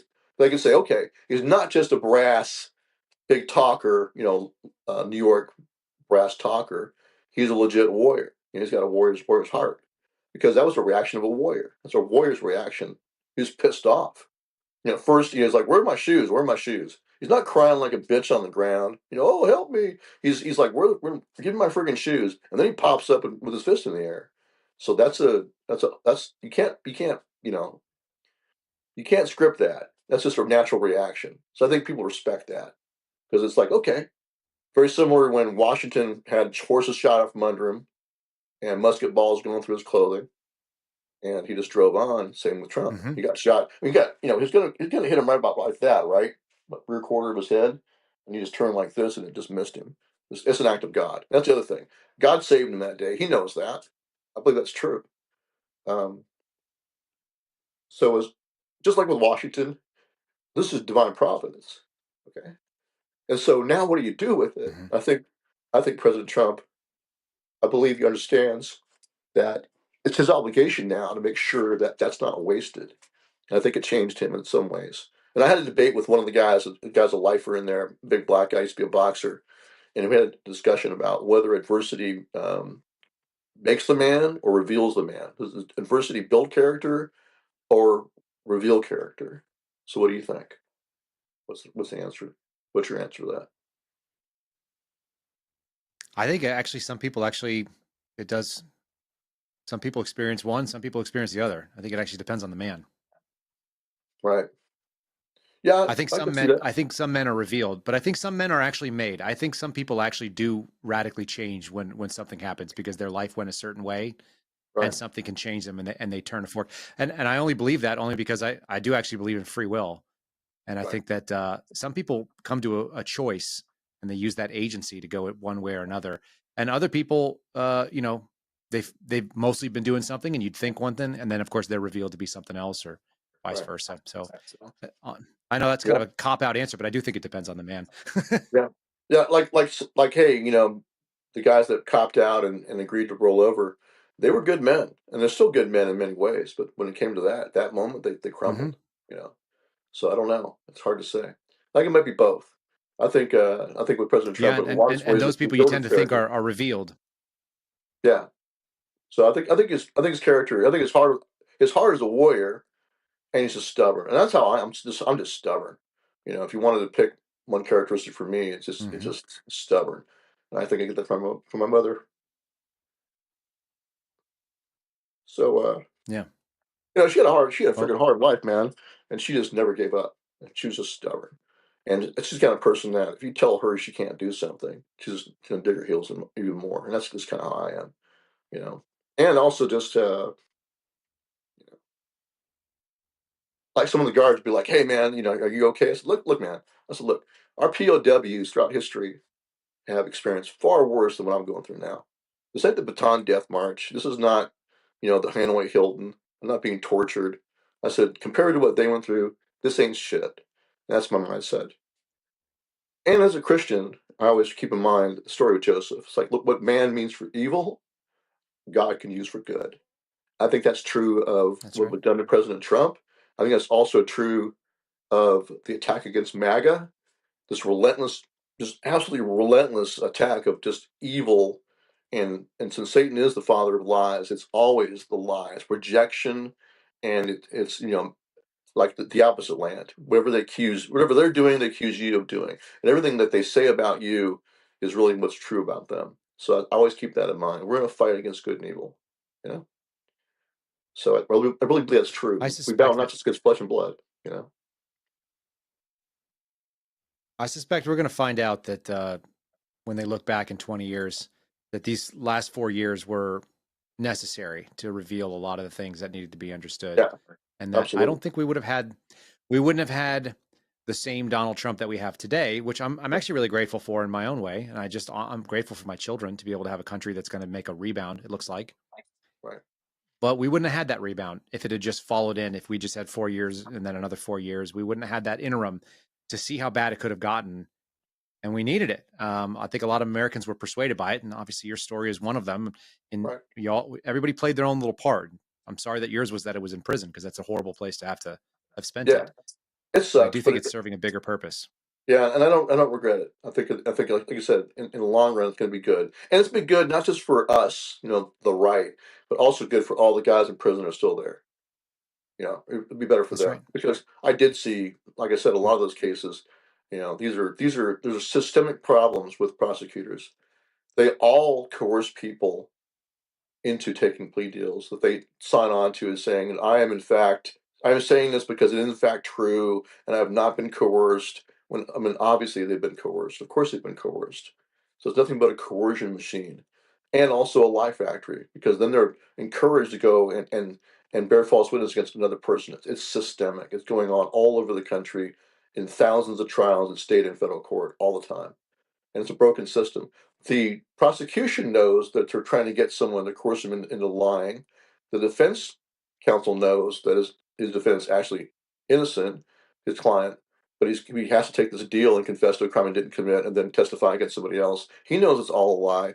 Of course, the accused knows he's innocent, but he feels no choice. Like Trump said in his Meet the Press interview, it's a very nasty system, and the guy's given a choice: 2 years or 30 years. Take the 2 years and plead guilty, or you're going to be exposed to 30 years. And they feel like they have no choice. That's done all over the place all the Yeah. time. We now know, or he now knows what it's like because it's been done to him, multiple jurisdictions, and now we know what it's like. I knew it from my side of it before I was a criminal defense attorney. I saw it from that side, but now I've really seen it from the inside. And what's nice about all this in the long run is that the J6 support community, which is very broad, it's Trump's base. And now they know it too. So when I talk to them, that's the first thing I say is like, here's man, here's the bad news. Is this isn't the start of it. This is just the application of it against political opponents. It's been going on, even that's been going on for Yep. a long time actually. But the systemic railroading by these prosecutors of people in through prisons is just horrible. It needs to stop. It's one thing if a guy is legitimately guilty. Okay, fine, give him a fair trial and find him guilty. But something else entirely is to coerce someone into taking a deal. Like I knew one kid I met in prison. He had bought drugs because he'd gotten injured and was on prescription medication, but then he couldn't get it anymore, so he started buying it, on the street. And then he happened to buy Mm-hmm. some prescription drugs. What's that, hydroxy? What's it called? It's one of the painkillers. It's an Like opiate. codone or So yeah, so he buys this from a dealer. oxycodone. Oxycodone, that's what it was. So he buys it from a dealer, and then it turns out that another person that guy had sold drugs to died. Well, they grab the dealer, they get his Yep. phone, and they accuse this guy of being in a conspiracy that resulted in this girl's death. He didn't have anything to do with trafficking drugs, but they accused him of being a drug trafficker. He pled out because he didn't want to face the chance of 40 years in prison. So he pled out. He's doing 7 years in prison. So there you go. Just because he bought Jeez. some friggin' Yeah. prescription drugs from a dealer. So, and then of course you have fentanyl too. And here's the big point though, is also in jail and prison, guys are getting high all the time. They're doing that deuce K2, and they get smuggled in on pieces of paper. They can't keep it out of the prisons. Guys are getting, they're collapsing, have to do with Narcan. This is going on in our units all the damn time. Drug addicts in there. When we don't like them, we Yeah. get pissed off at them because whenever they fall out and get taken to medical, they lock us down. So we don't like them at all. So, but it's just systemic problems. You're not going to fix that through putting people in prison. It's just not working. You got to find some other way to deal with addiction. And I really feel like they should just deal with the same way they do with alcoholism. That's what I think. To decriminalize it and treat people for it, and then try to fix your social structures that cause people to go into that crap in the first place. That's my answer anyway. Hey, I'm a libertarian. What do you want to hear? Yeah. No, the checks. More importantly, what I just heard was we talking about people in prison, and they took Right. a guy who served in the military, had no convictions and nothing more than traffic tickets, and made inmates in prison part of the we when you talk Yeah, now, and that's a that's right. that's a big thing. Yeah, It's a change in it'll change your perspective forever. It's going to change people that listen to this yeah, because I'm calling it out on purpose. yeah. It's a massive change for this country, and it may end up serving a greater purpose. Like you said, God ends up doing things that we don't expect with things that we'd Amen. rather Him not do for us, but it does happen that way. One of those guys was a Marine veteran. What's Awesome. next for you? So I'm Yeah. just quick story. So two of my favorite guys in prison were one was named Driver, a white Marine veteran, and Rob, black Marine veteran. Awesome guys. Don't do drugs, just Hmm. squared away. So Driver got popped because he was a felon in possession. And here's how it happened to him. He was at his father-in-law's cabin. They had searched the cabin, make sure there's no guns in there because he's a felon. Well, they missed an old single-shot shotgun. It was under some bed. Well, the feds came in and searched it, found the shotgun, felon in possession. Even though he didn't know it was there, it's a strict liability crime. It was not secured, not locked in a safe. The state declined to prosecute him in Virginia, but the feds picked it up, and he's in prison. He went to prison for 7 years for that. So there you go. That's an example of does this make any sense? Jeez. How does that help society putting him in prison like that? That's the kind of thing that they do. I have another one. Old man Right. Kenny is an he was a felon, old man. There's a home invader with a shotgun comes in. He's protecting two babies. The home invader is trying to get the kids. He disarms the man of his shotgun, kills him with his own shotgun, which I figure is, good riddance to bad trash. The police declined to prosecute him for murder, but a federal judge says that he did not dispose of the firearm in the right manner because he took it to his nephew's house, dropped the two kids off with a shotgun, and then went and turned himself into the police station. The judge said, "Oh, you should have gone to the nearest business and used their phone to call the police. So because you didn't do that properly, you're a felon in possession." So he goes to prison for that. So there you go. That's the kind of things that are done to people that are sitting in prison right now. Makes no friggin' sense, Yep. but there they are. No, the sad thing is there's plenty of people in prison that belong there. They did the crime and they are a Sure. danger to society. And there's also examples, and they're anecdotal, but they're real because they happened, of people that you're not serving the public good, like you just Right. said. So, And prosecutors don't and care. a lot of people wouldn't know that. That's No. the main message, is that these prosecutors just don't care. All they want to do is fill those Hmm. prison beds and get a notch in their belt. And a lot of these judges don't care. Like that judge, where in the statutes does it say how he's supposed to dispose of it? He has this as a necessity of defense, but we're going to cherry pick whether or not he has access to that defense, because we're going to second guess how he got rid of the shotgun after he defended two infants from being taken by a child molester. It's just ridiculous. It's disgusting. So yeah. That's crazy. It's a broken Hmm. system. And then denial of medical care, like that old man Kenny, 4 years without teeth. He had no teeth in his mouth at all. He needed dentures for 4 friggin' years. They still haven't gotten him dentures yet. So yeah. But they're going to pay for transgender surgery, so there's that. Yes, if you want to get hormone treatment and transgender surgery, you got it. That's right. Amen. So what's That's next for crazy. me? Right now, I've What's just started next? working. Yeah, So what do I'm you working think? I'm the national spokesman for Condemned USA, which is one of the advocacy groups that was helping us when we were in.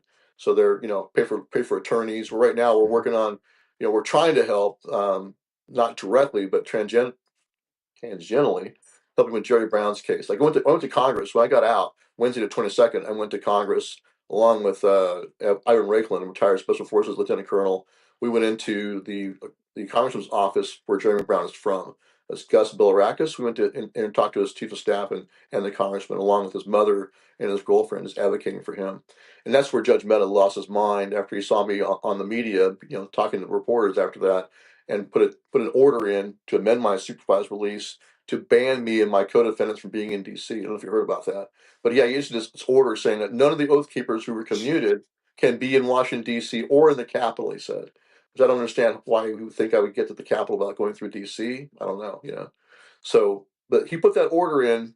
Silver lining, though, is that Ed Martin, the new U.S. Attorney for D.C., filed a motion and said you have no discretion to do this. You have no authority to do this, to amend your supervised release. And also, by the way, supervised release is invalid because President Trump his intent was these men be released from any restrictions like supervised release. Because I'd have been restricted to where I could go. I would have been restricted on social media. Free speech would have been severely restricted. And so Ed Martin filed that motion, and then the judge Sure. backed down, and the supervised release was ended. So that was the good outcome of that. So it was great that he threw a temper tantrum and tried to do that to us, because then it just caused him to have to release us from supervised release at all. So that was good. But it goes to show you, it was by free speech. It drops I the went to mask. Yeah, I went to the Capitol. I didn't attack the Capitol again, or at all. But I went in there and talked to people, and that's what he didn't like. He didn't like my free speech. So yeah, and Yeah, my clearly. sentencing, he made that very clear too. In my sentencing, he made it very clear it was about my free speech. He said, "You're smart. You're what do you say? You're charismatic and a compelling figure. That's what makes you dangerous, even while incarcerated." Then he quoted me from an interview I gave from a jail cell, all protected speech, but speech he doesn't like. And he said, "That's why we can't have this in the society. I'm sentencing you to 18 years. Good luck." This was his final words to me. So, but he took the mask off and made it very clear it's all about free speech. That's all it ever was. The jury at the end, the jury was told in instructions that they could infer an implied conspiracy to exist, that implied unspoken conspiracy could have been formed as the oath keepers walked up the steps, and they were told that they could use our free speech as state of mind evidence in support of a finding that a conspiracy existed. That's their final instruction, because they found no evidence of plan. So that's what the jury was told. Just the fact that they walked up the steps together, you can infer an implied conspiracy, an unspoken conspiracy to exist. There you go. So What are they? What is it? The penumbra, or the emanations and penumbras of the shadow of the thoughts of the possibility of the right, potential that you guys have come up with. What a just yeah. So of Yeah, course just that weave it never. however you need, I guess. Yeah. So in the long run, nothing to do with the burden of proof or presumption of innocence or beyond a reasonable doubt. And in my case, it was, like I said, the jury found me not guilty of those two conspiracy charges. I think it was just purely, hey, he tried to get Trump to go do these things. That's the conspiracy. That I was trying to get President Trump to invoke the Insurrection Act and calling out the election as stolen and encouraging Trump to challenge it. In their minds, that's a crime. And that's true for the whole left. They've been taught and conditioned that Trump, his questioning of the election is criminal. So anyone in his orbit that helped him to disavow the election, that's the big lie, and they should be held to account. That's the underlying thesis on the left, is that we're all criminals for questioning the election. I think you're right. Let's give people a place where they can follow your free speech. What's the best platform to follow you and hear what you have to say if they want? Well, hopefully back on X. I started an X account, but then was suspended right after I started it. I signed up for X Premium Plus, paid $299, and then the very next day it was suspended. Still don't know why. So that's OK Stewart Rhodes on X. Hopefully it'll get restored. Same on Rumble too. OK Stewart Rhodes. And I have a give, send, go. If they can go. Perfect. We'll put those. Sounds good. I could use a little bit of support, get back on my feet. But now I'm working for Condemned USA, so hopefully we'll be able to raise enough money to pay me a salary and drive on. And my goal is prison reform, BOP reform, and also DOJ reform. And we have state political prisoners still too. Tina Peters in Colorado, several others. Yep. The guys from the Whitmer hoax in Michigan. There's two of them still that believe in Florence and maximum security. So they're political prisoners too. So we keep on working on cases like that. Yeah, we'll have to put my man Dexter Taylor on your list there as well, up in New York. Okay, not familiar, Talk about but yeah, that offline, sure. You bet. Yeah. Yeah, you'll appreciate. 2A guy decided to go take it to the line and knew what he was getting into, but fighting the fight in New York City. I hope President Trump uses that. Stewart Rhodes, thanks power. I'll encourage President Trump to use more pardons, more commutations. Absolutely. Yeah. Yeah, I think it needs to be done. We need to set some wrongs right, and at least it's been an interesting 3 weeks so far. So hopefully it continues. I think in some good ways. And thank you for sitting down and taking a bunch of time to chat with me. You got it, man. Appreciate it, brother. Be safe. Yep. God bless. And that is the Sunday Sit Down, our interview with Stewart Rhodes. I hope you guys enjoyed it. I hope you learned something that you didn't know, and I appreciate you joining us. If you want to find us during the week, it's very easy to do. It's 0930 Eastern Time. You can find us at rumble.com/Kyle Seraphin. Looking for spicy takes. You can find us over on X. It's at Kyle Seraphin. And of course, you can find the locals channel, which will give you this show a day early, KyleSeraphin.com. If you're sick of the ads on YouTube, join us on Spotify. You can watch it after the fact. And that is over at KyleSeraphinShow.com. That's the cheat code. Otherwise, just follow us over on Spotify. Thanks so much for doing so. Folks, I hope you have a wonderful weekend or a great rest of your week. And I look forward to seeing you again very soon. God bless you. Thank you for listening to The Kyle Seraphin Show, streamed live weekdays on rumble.com/Kyle Seraphin. Follow Kyle on Twitter, Truth Social, and Instagram at Kyle Seraphin.